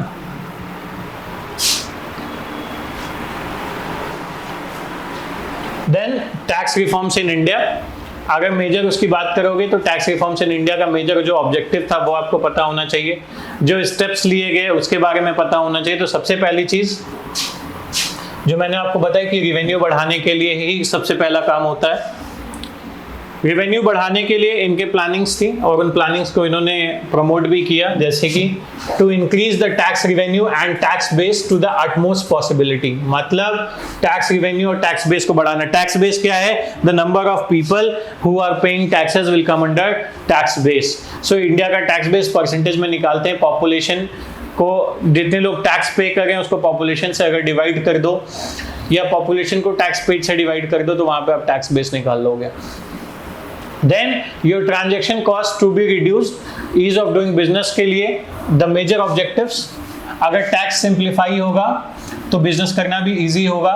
ट्रांजैक्शन कॉस्ट को रिड्यूस करने की भी बात की ऑब्जेक्टिव में। तो दीज आर 3 मेजर ऑब्जेक्टिव्स। अगर आपसे पूछा जाए इंडिया में टैक्स रिफॉर्म के 3 मेजर ऑब्जेक्टिव्स क्या है, पहला ऑब्जेक्टिव है टैक्स रेवेन्यू को बढ़ाना, टैक्स बेस को बढ़ाना एक पॉसिबिलिटी तक जहां तक बढ़ सकता है। दूसरा क्या है? Transaction cost to be reduce, जो ट्रांजैक्शन कॉस्ट है वो रिड्यूस होनी चाहिए। और तीसरा है ईज ऑफ डूइंग बिजनेस। तो ये 3 चीजें हो गई टैक्स रिफॉर्म्स के ऑब्जेक्टिव में। अब आगे की बात करते हैं थोड़ी सी। स्टेप्स क्या लिए डायरेक्ट टैक्स रिफॉर्म्स के लिए, उसको देखो। उसके बारे में अगर देखोगे तो rates are reduced to an extent and they are also rationalised at the same time. Just give me a minute. तो देखो रेट्स की बात हुई, स्टेप्स क्या क्या लिए गए हैं डायरेक्ट टैक्स में मैंने वो बताया। डायरेक्ट टैक्स में जो स्टेप्स लिए गए हैं डायरेक्ट टैक्स रिफॉर्म्स में, वो पहली चीज ये है कि rates are reduced and rationalised. E filing and processing becomes easier. E filing आप देखते हो टैक्स को, ई फाइलिंग या इनकम टैक्स जो रिटर्न भरते हो आप, ITR भरते हो या बाकी जो प्रोसीडिंग्स है उसको गवर्नमेंट ने धीमे धीमे इजी किया और कस्टमर फ्रेंडली किया है। दूसरी चीज जो रेट्स है उसको भी रैशनलाइज किया है। पहले इनकम टैक्स का बर्डन ज्यादा था बट अब धीमे धीमे गवर्नमेंट ने उसको कम किया है। स्लैब रेट्स को चेंज किया। प्लस अब देखो पहले किसी की इनकम 5.5 लाख तक होती थी तब उसको रिबेट मिलता था, मतलब उसको कोई टैक्स नहीं देना पड़ता था एक तरीके से। अब गवर्नमेंट ने उस लिमिट को बढ़ा के 7 लाख कर दिया। अब 7 लाख तक कोई भी टैक्स नहीं देना एक तरीके से। जिनकी इनकम 7 लाख के अंदर है, 7 लाख के ऊपर वालों को देनी पड़ेगी। अब एक रिपोर्ट के अनुसार जो इंडिया की 65% ऑफ पॉपुलेशन है उसकी जो इनकम है वो लेस देन 5 लाख रुपीज है, जिसकी वजह से they are filing the returns and other things but their income is not taxable. तो जो एक्चुअल टैक्स भर रहे हैं वो तकरीबन 1.2% के आसपास लोग हैं जो टैक्स इंडिया में भर रहे हैं, which is very low as compare to other world countries जहां पर टैक्स बेस अच्छा है। टैक्स बेस क्या होता है? जो टोटल अमाउंट ऑफ टैक्स होता है, मतलब amount of tax which can be levied on total amount of asset और income in a country, that is called tax base.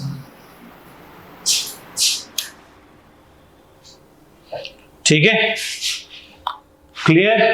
अगला पॉइंट समझो। एक चीज होती है टैक्स टू जीडीपी रेशियो, जिसके बारे में अभी आगे डिस्कस करेंगे।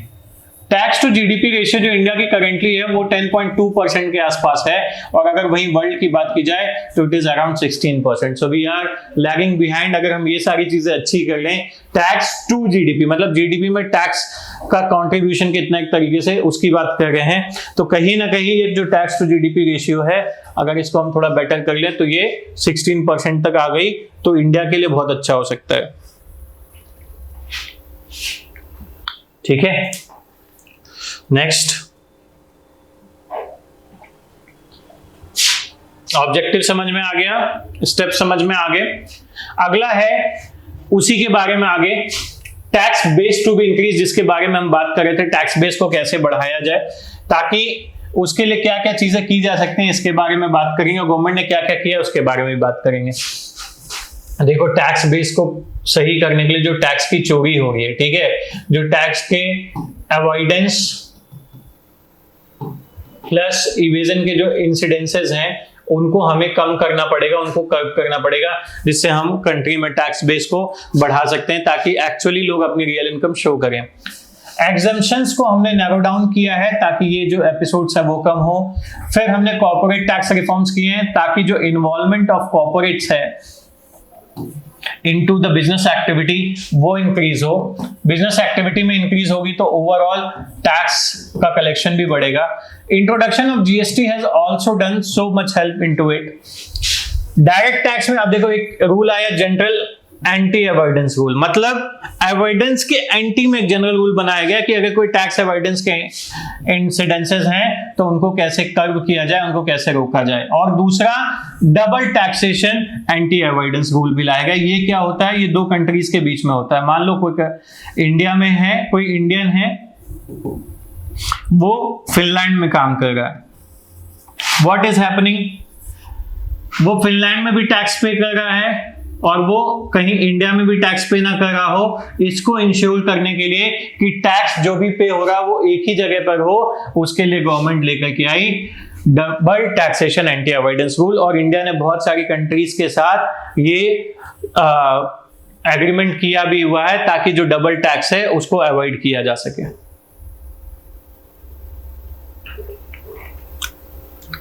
ठीक है,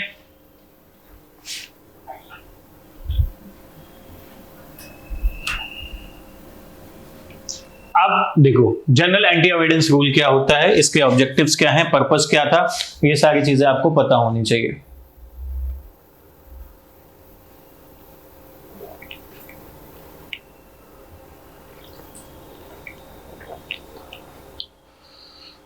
general anti avoidance rule was implemented in the year April 2017। 1 April 2017 को ये लागू किया गया। ठीक है, इसका जो ऑब्जेक्टिव था जो टैक्स अवॉइडेंस के इंसिडेंसेस हैं उनको चेक करना। आप देखो टैक्स अवॉइडेंस को क्या मैंने बताया था कि मिसयूज करते हैं लोग टैक्स प्रोविजन को अपनी टैक्स लायबिलिटीज को मिनिमाइज करने के लिए। So it is nothing but it is utilized to check tax avoidance, that is misuse of tax provisions to minimize tax liabilities. तो tax avoidance के incidences को चेक करने के लिए government has made one rule, that is general anti avoidance rule. अब tax avoidance क्या है वो समझ लो। टैक्स अवॉइडेंस कुछ और नहीं है, टैक्स की reducing tax liability with legal means. ये याद रखना, अवॉइडेंस लीगल मींस के थ्रू करते हैं और इवेजन इलीगल मींस के थ्रू करते हैं। इसीलिए chances of getting caught is very less here. लोगों के पकड़े जाने की संभावना कम होती है और प्रूवन गिल्टी की भी संभावना कम हो जाती है। ये करते क्या है, टैक्स प्रोविजंस को ही मिसयूज करते हैं, उनमें जो लूप होल्स हैं उन्हीं को मिसयूज करके ये टैक्स अवॉइडेंस का इंसिडेंस करते हैं। अब क्या है, क्या चेक करेगा ये, it will check that if there is no commercial substance in transaction tax benefit should be denied. क्या है, ये चेक करेगा यदि कोई कॉमर्शियल सब्सटेंस नहीं है ट्रांजैक्शन में, मतलब पर्सनल सब्सटेंस है ट्रांजैक्शन में, सो जो टैक्स बेनिफिट्स हैं वो डिनाई होने चाहिए। जनरल एंटी अवॉइडेंस समझ में आया? क्या करेगा, चेक करेगा टैक्स अवॉइडेंस को, उसमें चेक करेगा कोई कॉमर्शियल सब्सटेंस तो नहीं है ट्रांजैक्शन में, अगर नहीं है तो टैक्स बेनिफिट्स को डिनाई किया जाएगा।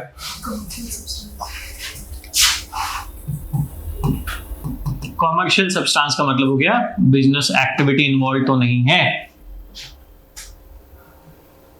कोई खरीद फरोख्त तो नहीं है। कॉमर्शियल सब्सटेंस का मतलब ये हो गया। ठीक है, एडवांटेज क्या है, टैक्स अवॉइडेंस को चेक किया जा सकता है कि टैक्स अवॉइडेंस का इंसिडेंस कहीं तो नहीं हो रहा है, ये एक एडवांटेज है। और ये भी चेक किया जा सकता है कि कोई double taxation anti avoidance agreement का बेनिफिट तो नहीं ले रहा पर्सनल। मान लो उसने कुछ फेक डॉक्यूमेंट्स या इंडिया की पॉलिसीज का लूपहोल बना करके दूसरी कंट्री में कुछ रिबेट ले रहा हो, या इंडिया के लेवल पर रिबेट ही ले रहा हो दूसरी कंट्री के उससे, सो ये भी चेक करेगा। तो अगर आपसे पूछा जाए तो पर्पस क्या है गार का, तो पर्पस ये है कि जो टैक्स अवॉइडेंस है वो चेक हो, misuse of DTAA double tax anti avoidance rule का यूज तो नहीं कर रहा है, और ये भी चेक करना है कि कहीं राउंड ट्रिपिंग तो नहीं कर रहा है। अब एक नया टर्म आया वो राउंड ट्रिपिंग। राउंड ट्रिपिंग क्या है ये समझो।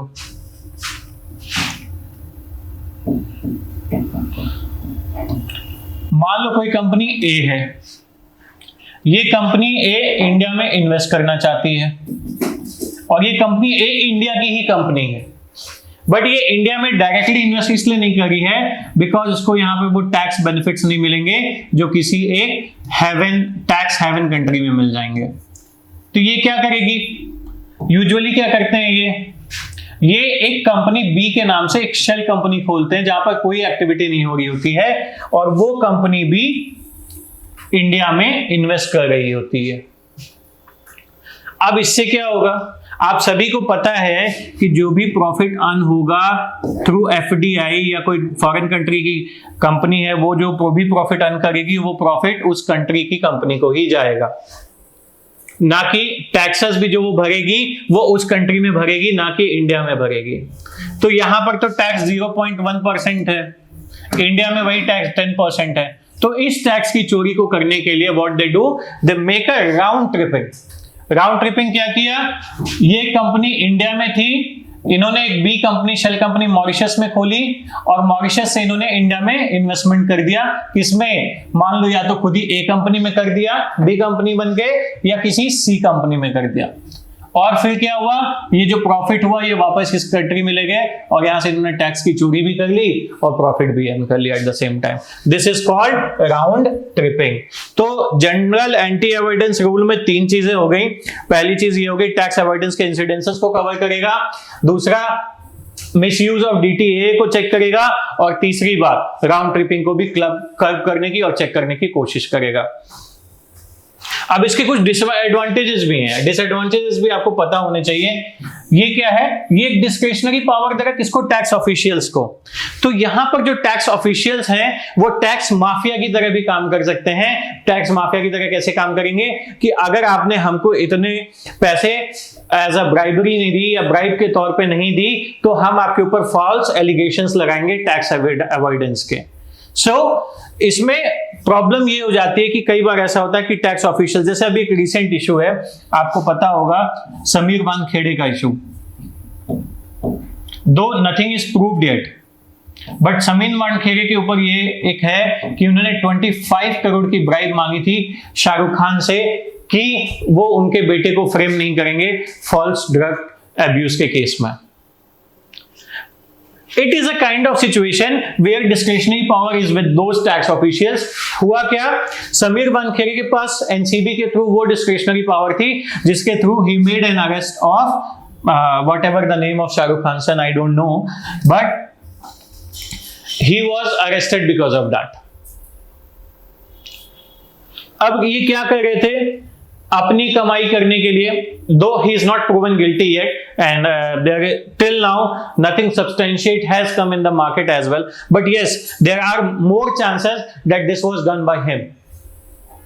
He was framed by the son of Shahrukh Khan, Aryan Khan was framed by Sameer Wankhede.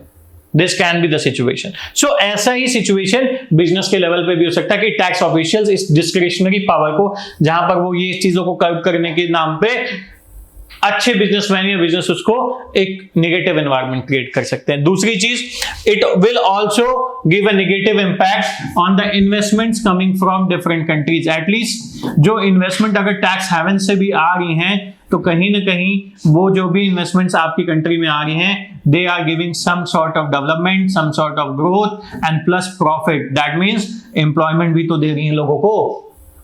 तो अगर इन्वेस्टमेंट ही नहीं आएगी तो ये चीजें कहां से होंगी? तो कहीं ना कहीं गवर्नमेंट की मजबूरी भी बन जाती है कि इन डिसएडवांटेजेस को भी करते हुए वो प्लान आउट करती है। जैसे इंडिया में जो मेजर इन्वेस्टमेंट्स आती है वो सिंगापुर या स्विट्जरलैंड से आती है, मॉरिशस से बहुत सारी आती है, but Mauritius is again a tax haven. But Indian government की एक मजबूरी है कि उनको वो इन्वेस्टमेंट्स को ओके करना है, जबकि इंडियन गवर्नमेंट को भी पता है कि major companies are shell companies. But कहीं ना कहीं जो इन्वेस्टमेंट आ रही है उससे हमारे डेवलपमेंट प्रोजेक्ट्स को बेनिफिट हो रहा है और डेवलपमेंट में बेनिफिट हो रहा है। आउट ऑफ चॉइस चुप हो जाते हैं। Out of choice we get quiet because we need to see the larger benefit at the same time. See, एक बात तुम लोगों को बताता हूं,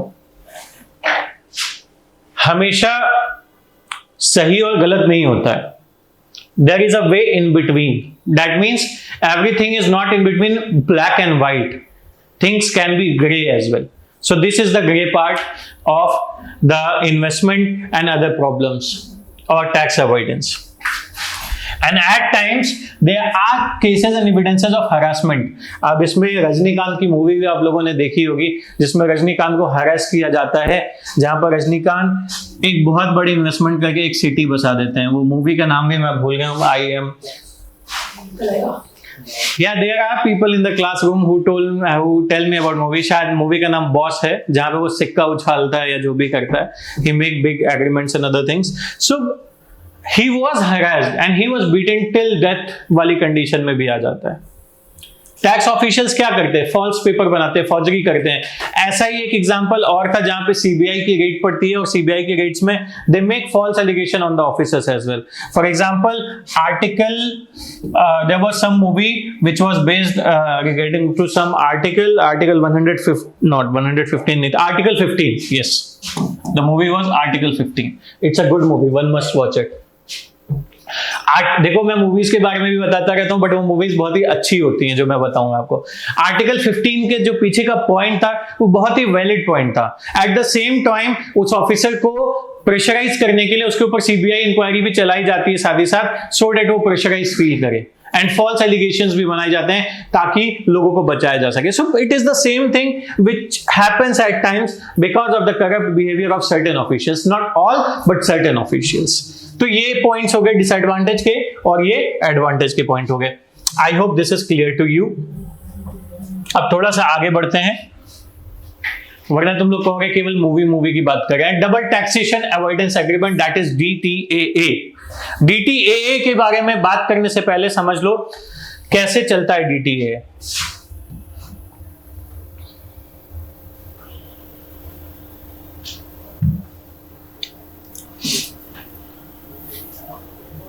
देखो मैंने तुम्हें क्या बताया, शॉर्ट पढ़ते हैं। डबल टैक्स का मतलब हुआ दोहरा कर। आप दो जगह टैक्स एक ही चीज के लिए तो पे नहीं कर रहे हो। अवॉइडेंस, अवॉइड तो नहीं हो रहा है दोनों जगह टैक्स, उसके बारे में एग्रीमेंट किसके बीच में? कंट्रीज के बीच में। तो क्या है ये एक टैक्स ट्रीटी है जो कि दो या दो से अधिक कंट्रीज के बीच में की जाती है, साइन की जाती है। क्यों की जाती है? ताकि टैक्स पेयर्स को हेल्प किया जा सके, वो दो बार टैक्स ना पे कर दे। तो सिंपल समझो इसका मतलब क्या है? To help taxpayers to avoid paying double taxes. ये एग्रीमेंट किसके बीच में हो रहा है? ये एग्रीमेंट दो या दो से ज्यादा कंट्रीज के बीच में हो रहा है। और इस एग्रीमेंट का पर्पस क्या है? कि जो टैक्स पेयर हैं उनको बचाया जा सके डबल टैक्स पे करने की। जैसे फॉर एग्जांपल कई बार ऐसा होता है, था पहले, अब तो नहीं होता है, कोई इंडियन है जो फिनलैंड या किसी और यूरोपियन कंट्री में काम कर रहा है, उसने फिनलैंड में 30% टैक्स भरा और वो इंडिया में भी 30% टैक्स भर रहा है, या जो भी टैक्स लिमिट होगी टैक्स ब्रैकेट में भर रहा है। So he was double taxed at the same time. तो गवर्नमेंट्स ने DTAA एग्रीमेंट किया ताकि जो सेम इनकम है उस पे जो टैक्स है वो एक ही जगह लगे। अब इसमें आगे मैंने समझाया भी है सब कुछ आपको। होगा कैसे? DTAA कहां पे एप्लीकेबल होगा? An individual is a resident of one nation. मैंने बोला ना इंडियन, और वो कहां पे कर रहा है? दूसरे नेशन में इनकम है और रेजिडेंट वो एक नेशन का है। अब इसमें वेरिएशन भी आता है कंट्रीज के बीच में। The variation is in between 10 to 15%। और हमारा जो DTAA एग्रीमेंट है वो 85+ देशों के साथ है।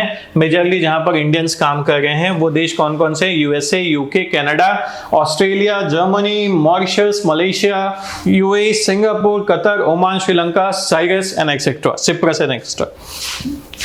आपको क्या समझना है? DTAA क्या है? समझ गए? टैक्स ट्रीटी है दो या दो से अधिक देशों के बीच में। किस लिए है? ताकि कोई भी टैक्स पेयर डबल टैक्स ना पे कर दे सेम इनकम पे। सिंपल। देन ये एप्लीकेबल कहां पे होगा? जहां पर एक इंडिविजुअल किसी एक राष्ट्र में रह रहा हो और दूसरे राष्ट्र में काम कर रहा हो। जो टैक्स है वो वेरिएशन कितना होगा? 10 से 15% का। और जो मेजर कंट्रीज हैं वो 85 कंट्रीज के साथ इंडिया का इसमें समझौता है। कुछ कंट्रीज के नाम भी लिखे हुए हैं। आपसे एग्जाम में ये पूछ सकता है, India is having DTAA agreement with, they can give certain names. अब देखो जो कॉमन नेम्स है वो तो याद रखो, इंपॉर्टेंट नेम्स भी याद रखो। मॉरिशस के साथ है, कतर के साथ है, ओमान के साथ है, श्रीलंका के साथ है। सो ऑलमोस्ट मेजर कंट्रीज के साथ हमारा DTA एग्रीमेंट हो रखा है। ठीक है, क्लियर। अब थोड़ा आगे बढ़ते हैं।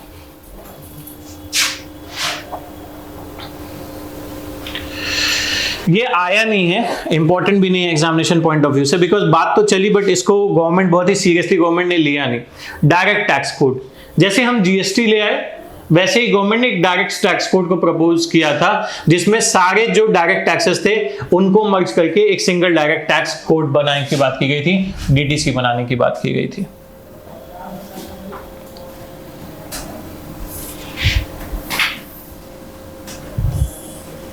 वन डायरेक्ट टैक्स और single direct tax will B work. क्यों? ताकि जो टैक्स लॉज है जो बहुत ही कॉम्प्लेक्स, अगर आपकी कोई गलती से अगर आपने कभी भी कोई टैक्स बुक खोल ली या टैक्सेशन के बारे में पढ़ना शुरू कर दिया तो आप या तो छत से कूद जाओगे या तो आप सो जाओगे। यही दो चीजें होनी। क्यों? क्योंकि समझ में ही नहीं आएगा। It is moreover a lawyer's book और technical book, very technicalities are there. तो उसको सिंपल करने की बात की गई टैक्स लॉज को। उसके अलावा एग्जम्पशंस और डिडक्शंस को रिड्यूस करने की बात की गई और टैक्स बेस को बढ़ाने की बात की गई, ताकि एक और चीज हो, जो चेंजेस हैं टैक्स, प्रॉब्लम ये भी है टैक्स लॉस के साथ कि वो बहुत ही रिजिड हैं, उनमें थोड़ी फ्लेक्सिबिलिटी लाई जाए ताकि with time, with passage of time इनको चेंज किया जा सके without making major amendments to it. ये प्लानिंग में था बट अभी इसका कोई वो नहीं है। गवर्नमेंट कभी कभी बात तो करती है but I don't think so कि government is very much serious to bring a direct tax code as of now.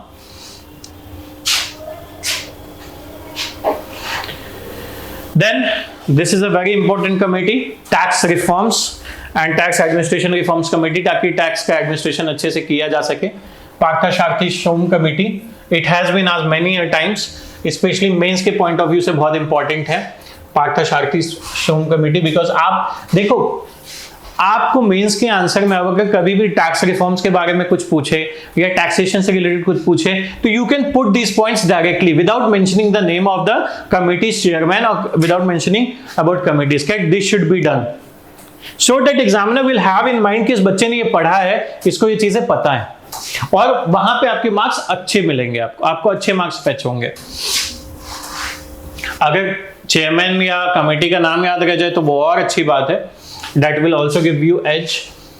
देखो tax administration reform committee, chairman कौन है? पार्थसारथी शोम, 2014 में बनी थी, रिकमेंडेशंस दी। इन्होंने क्या दिया? 2 डिपार्टमेंट्स हैं, CBDT और CBEC, central board of direct taxes और central board of excise and customs.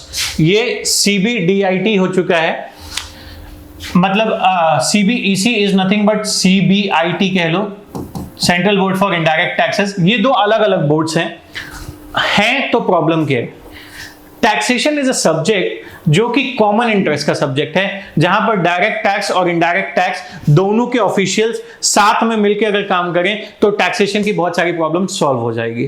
But 2 अलग अलग सेपरेट डिपार्टमेंट्स होने की वजह से प्रॉब्लम यह है कि भैया हमको उनका नहीं पता और उनको हमारा नहीं पता। कहने का मतलब क्या है? हाल भले बेहाल है लेकिन किसी को किसी के हाल की खबर नहीं है। तो 2 अलग अलग departments, they are least interested into each others work, और इसकी वजह से कई बार कई ऐसे मेजर इंसिडेंसेस होते हैं जहां पर अगर दोनों डिपार्टमेंट साथ होते हैं तो इंफॉर्मेशन प्रॉपर्ली पास आउट होती और टैक्स इवेजन और टैक्स अवॉइडेंस के पॉइंट्स पे चोरी बच जाती। सो पार्थसारथी शोम साहब ने क्या बोला कि इन दोनों डिपार्टमेंट्स को मर्ज करो और एक नया डिपार्टमेंट बनाओ, central board for direct and indirect tax, ताकि जो अलाइनमेंट है, जो एक कॉम्प्रिहेंसिव वर्क है टैक्सेशन सिस्टम में, वो हो पाए। दूसरा, the tax department should be headed by tax professionals, not IAS officers. अभी आप देखोगे तो मेजर जो भी सेक्रेटरी लेवल पर प्रमोट होते हैं या major head of the services में हैं अलग अलग जगह पर डिपार्टमेंट्स में, they are the IAS officers. इन्होंने ये क्यों कहा? Because IAS officers are generalist. Generalist means jack of all master of none, simple. उनको सभी चीजों के बारे में जनरल चीजें पता होती हैं, but they are not specialist of that segment. इसीलिए उन्होंने एक रिकमेंडेशन दी कि टैक्स जो भी डिपार्टमेंट्स हैं वो हेड किसके तरफ से किया जाए, टैक्स प्रोफेशनल्स की तरफ से किया जाए। तीसरी, tax payer should be considered as customers, not as defaulters, not as a criminals. कई बार टैक्स ऑफिशियल्स का रवैया ऐसा होता था कि जो टैक्स पेयर हैं वो कोई क्रिमिनल्स हैं या वैसे हैं, वैसे उनको ना ट्रीट किया जाए, उनको एज अ कस्टमर ट्रीट किया जाए, so that they have a better experience और बेटर यूटिलाइजेशन किया जाए। और एक कस्टमर डिपार्टमेंट को प्रमोट करा जाए ट्रेड फैसिलिटेशन के लिए, ट्रेड को फैसिलिटेट करने के लिए customer department should promote.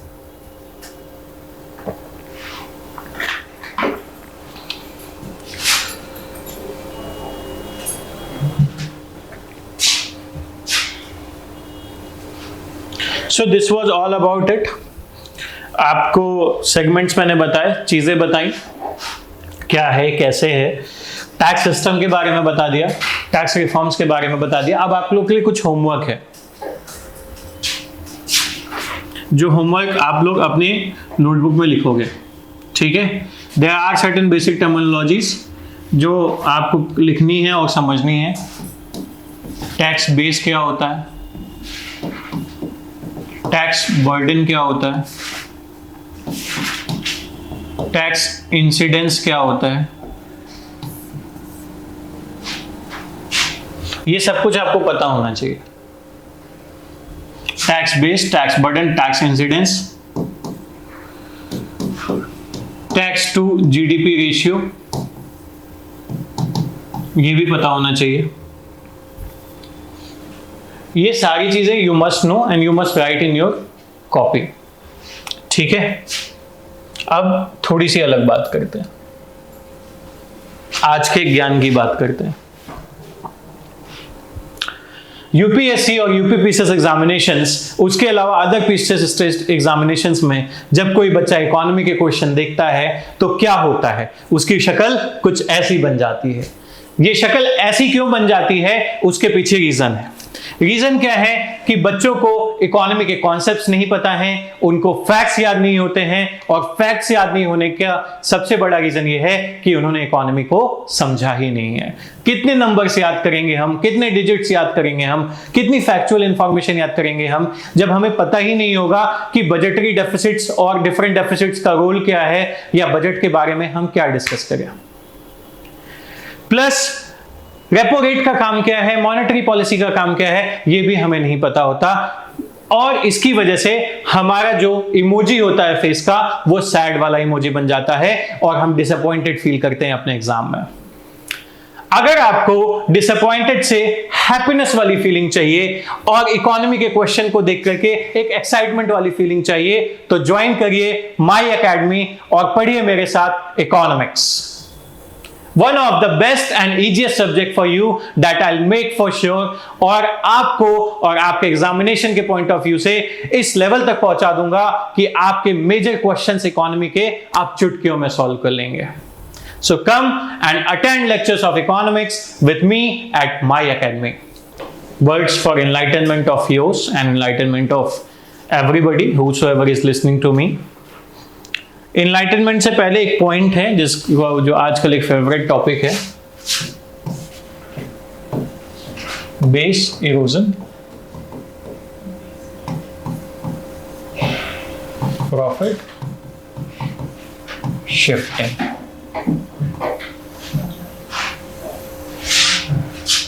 This was in news and in your G20 और in your G7 grouping, people have discussed to promote it.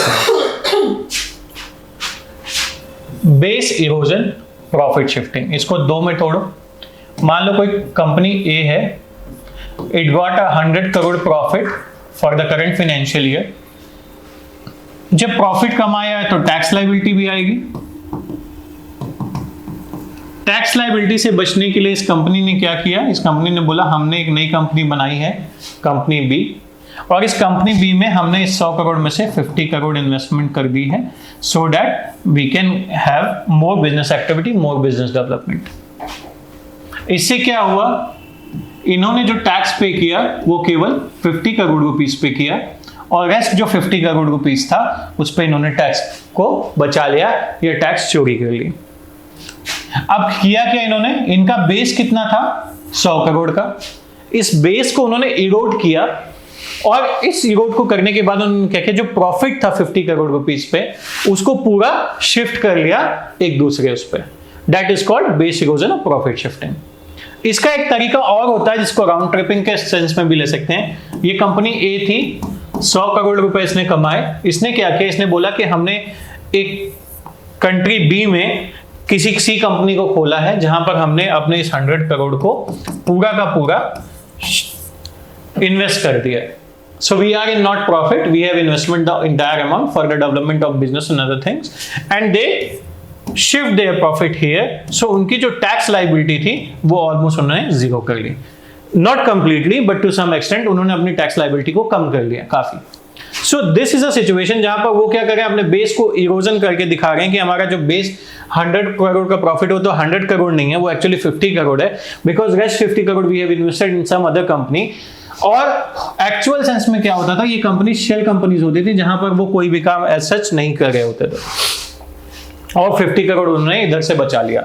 फिर लेटर स्टेजेस में what they can do is they can show कि we didn't get the profit, हम losses में आ गए और losses से कंपनी बैंकरप्ट हो गई, so we are not here to, we will not be able to pay taxes और अदर थिंग्स। ऐसे बहुत सारे एग्जांपल्स भी आपको मिलेंगे। तो बीईपीएस इज नथिंग बट उन्होंने क्या किया, जो भी प्रॉफिट का बेस था उसको हटाया वहां से और शिफ्ट कर दिया।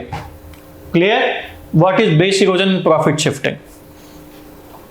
ये भी एक टैक्स अवॉइडेंस या टैक्स इवेजन का तरीका है।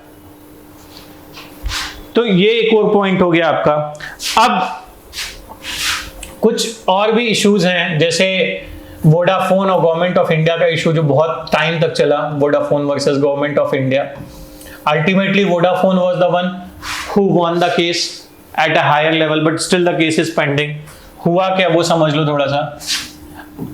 आप लोगों ने एक कंपनी का नाम सुना होगा हच, जिसमें वो छोटा सा कुत्ता आता था, उस कुत्ते का भी नाम भूल गया मैं। मुझे लगता है मुझे कुछ ब्राह्मी बटी वगैरह खानी पड़ेगी ताकि मेरे दिमाग के स्रोत खुल सके, मुझे मेरी याददाश्त कमजोर ना हो। खैर, वो स्वीट सा कुत्ता पग होता था। सो हच जो कंपनी थी वो बेसिकली कहाँ की थी, नीदरलैंड की थी। हचिसन उसका नाम था। ये जो नीदरलैंड की कंपनी थी, इसने क्या किया, इंडिया में तो इन्होंने बिजनेस अपना डाला हच के नाम से, but they were not gaining very much profit at that time. तो उन्होंने एक बिजनेस डील की वोडाफोन के साथ, और जो डील हुई वोडाफोन के साथ उनकी, वो यूके में हुई। तो there is a company Hutch, Hutchison ने वोडाफोन के साथ यूके में डील की, और उसके बाद हचिसन जो था या हच जो था वो वोडाफोन में तब्दील हो गया इंडिया में। तो it was an transaction which was outside India. तो इस ट्रांजैक्शन के बाद जब टैक्स प्रपोजल्स हुए वोडाफोन के ऊपर, तो इस ट्रांजैक्शन का टैक्स लगाया गवर्नमेंट ने तकरीबन 500 crore rupees, which Vodafone needed to pay to the government of India. The case went into the high court of Bombay, और हाई कोर्ट में इशू अराइज ये हुआ कि इंडिया के आईटी एक्ट में ऐसा कोई रूल नहीं है कि बियॉन्ड द इंडियन टेरिटरी अगर कोई डील हो रही है, because it was the deal beyond the Indian territory और the territory out of the purview of Indian government. Indian government के रूल्स और नॉर्म्स के बियॉन्ड अलग हुआ था। तो इस वजह से Vodafone has no liability to pay 500 crore rupees taxes. फिर गवर्नमेंट ने क्या किया, अपने आईटी एक्ट के रूल में बदलाव किया। आईटी एक्ट जो 1969 का था उसमें बदलाव किया, और उसमें एक टर्म और जुड़ा, रेट्रोस्पेक्टिव। उसमें बदलाव ये किया गवर्नमेंट ने कि भले कोई भी company whosoever has done a transaction outside India, but it is involved in a business in India because they are earning the profit from India itself. Whether it was Hutch or it is Vodafone, they have to pay the taxes for that transaction to Indian government. And the law is retrospective. Law is retrospective का मतलब है ये deal तकरीबन 2012 या 11 में, नहीं और पहले, काफी पहले हुई थी ये डील। तो ये डील अब 1969 के बाद जो भी एग्रीमेंट्स हुए होंगे उन सब पे लागू होगी। The case went from High Court to Supreme Court और Supreme Court ने इंडियन गवर्नमेंट के फेवर में ruling they the. Thereafter this thing went into international courts और इंटरनेशनल कोर्ट्स में एक जगह इंडियन गवर्नमेंट की जीत हुई, एक जगह वोडाफोन की जीत हुई, फिर again the court case is pending between an international court under trade and dispute settlement. So this was all about the Vodafone controversy और ऐसी बहुत सारी controversies हुई हैं जहां पर इंडियन गवर्नमेंट को हैवी लॉसेस फेस करने पड़े हैं due to the loopholes in their laws. So इन्हीं सारे लूप होल्स को प्लग करने के लिए गवर्नमेंट ने अलग अलग रूल्स और नॉर्म्स लेके आए and the case is still going. So these two incidences, BEPS बता दिया मैंने आपको, एक अवॉइडेंस का वो बता दिया। इसके अलावा और भी कई सारे पॉइंट हैं जो आपको हो सकते हैं, जैसे अभी मिस्टर अडानी का एक इशू क्रिएट हुआ था। अडानी का इशू थोड़ा सा अलग है। अडानी का इशू ये है कि उन्होंने अपने शेयर के जो प्राइसेस थे उनको हाई दिखाया था। शेयर के प्राइसेस को कहने मतलब it has been said, whatever I am saying it has not proven yet, but it has been said कि उन्होंने अपने शेयर्स के प्राइसेस की वैल्यूएशन ज्यादा की थी जिसकी वजह से उनके शेयर के वैल्यू ज्यादा थे और उन्होंने अपनी मार्केट वैल्यूएशन ज्यादा दिखाई थी एक्चुअल वैल्यूएशन की जगह, जो रिपोर्ट आई थी हिंडनबर्ग की। So all these things what will happen, there will be evidences जहां पर कुछ false narratives सेट किए जा रहे हों या अडानी ग्रुप अपने को एक्चुअल पोजीशन गवर्नमेंट के सामने नहीं रख रहा हो। अब जैसे कि एक और एग्जांपल ले सकते हो जो इकोनॉमिकली हार्मफुल है, that is current scenario of Byju's. Byju's के साथ क्या हो रहा है, every day they are facing 12 crore का लॉस हर दिन उनको हो रहा है। Every day they are facing 12 crore loss. अगर एक ईयर में करें तो तकरीबन 4400 करोड़ के लॉस की बात हो रही है in a financial year they got. See, a company which was once said unicorn, given unicorn status in the startups of the world, the company which has more than $1 billion investment is facing loss. So it is your homework to study why one of the biggest edtech of India, Byju's, or one of the biggest edtech of the world, with a very systematic way, with a very promotional and very so much investments, how it failed, how the other people failed. So you need to understand कि what are the major things and advantages in an economy which you will understand with the passage of classes. You should know कि उनकी financial गड़बड़ियां क्या क्या थी। उन financial गड़बड़ियों की वजह से ही the auditor of from Deloitte has resigned because उनको पता है कि वो financial data is not correct. So things are there. You can also watch some news, especially one news is on London Top. वो भी अच्छी आती है. They tell you the evidences in Hindi. So you can also watch that. ठीक है?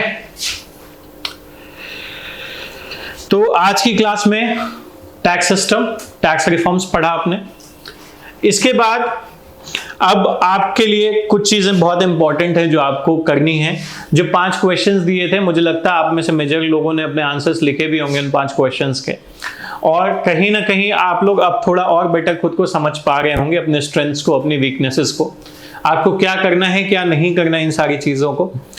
तो you must understand in this purview कि आपको स्टेप बाय स्टेप अपनी हर एक चीज को इस तरीके से यूटिलाइज करना है कि वो आपके सपने की तरफ आपको 4 कदम और आगे बढ़ा दे। सो फ्रॉम टुडे एक नई चीज करो, जो आईएएस का प्रीलिम्स है, मैं आईएएस इसलिए लिख रहा हूं क्योंकि मेजॉरिटी ऑफ द स्टूडेंट जैसे सर हमको आईएएस बनना है। सो यूपीएससी सीएससी का जो प्रीलिम्स है उसकी डेट क्या है? आई थिंक 28 ऑफ मे था इस बार का। पिछले आगे क्या होगा उसको देखो, 2024 के लिए ये डेट क्या होगी, यू मस्ट नो दैट कि कब होगा पेपर आपका। तो UPSC CSC 2024 which is your target. आप देखो how many days are left for prelims, how many days are left for mains 2024। Then कुछ और भी एग्जाम्स के नोटिफिकेशंस आए हुए हैं, जैसे 69th बीपीएससी की नोटिफिकेशन आया हुआ है, which is again a good exam. ये एग्जाम एक्सपेक्टेड है कि सितंबर या अक्टूबर में हो जाएगा आपका। उसके बाद अभी रिसेंटली राजस्थान एडमिनिस्ट्रेटिव सर्विसेज की पोस्ट आई हैं, very good number of post, that is 900 in number, so you must apply for that. The people who are having domicile of Rajasthan और who belong to Rajasthan, they must look into it. Apart from RAS, other also like different services may come, like MPSC आ सकता है, और भी exams आ सकते हैं। So my major point with you people is, जैसे कुछ time में आपको UK PCS भी मिलेगा, उत्तराखंड PCS भी मिलेगा, ये सारे एग्जाम्स इनलाइंड हैं। यूपी की बात करें तो यूपी PCS हो चुका है, अब यूपी PCS अगले साल आएगा, बट हाँ इसमें RO ARO की भी वैकेंसी आने वाली है। So what it is giving you lots of opportunities from the same window।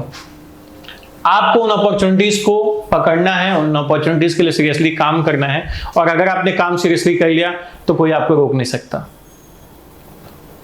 मेरी जगह पे खड़े होके ये कहना थोड़ा सा आसान इसलिए हो जाता है because I have good number of experience into all this, और कहीं ना कहीं मैं उन एक्सपीरियंसेस को यूटिलाइज करके आपको जो बेस्ट प्रोवाइड किया जा सकता है वो अपनी क्लासेस में प्रोवाइड करने की कोशिश करता हूं। सो thank you so much for today.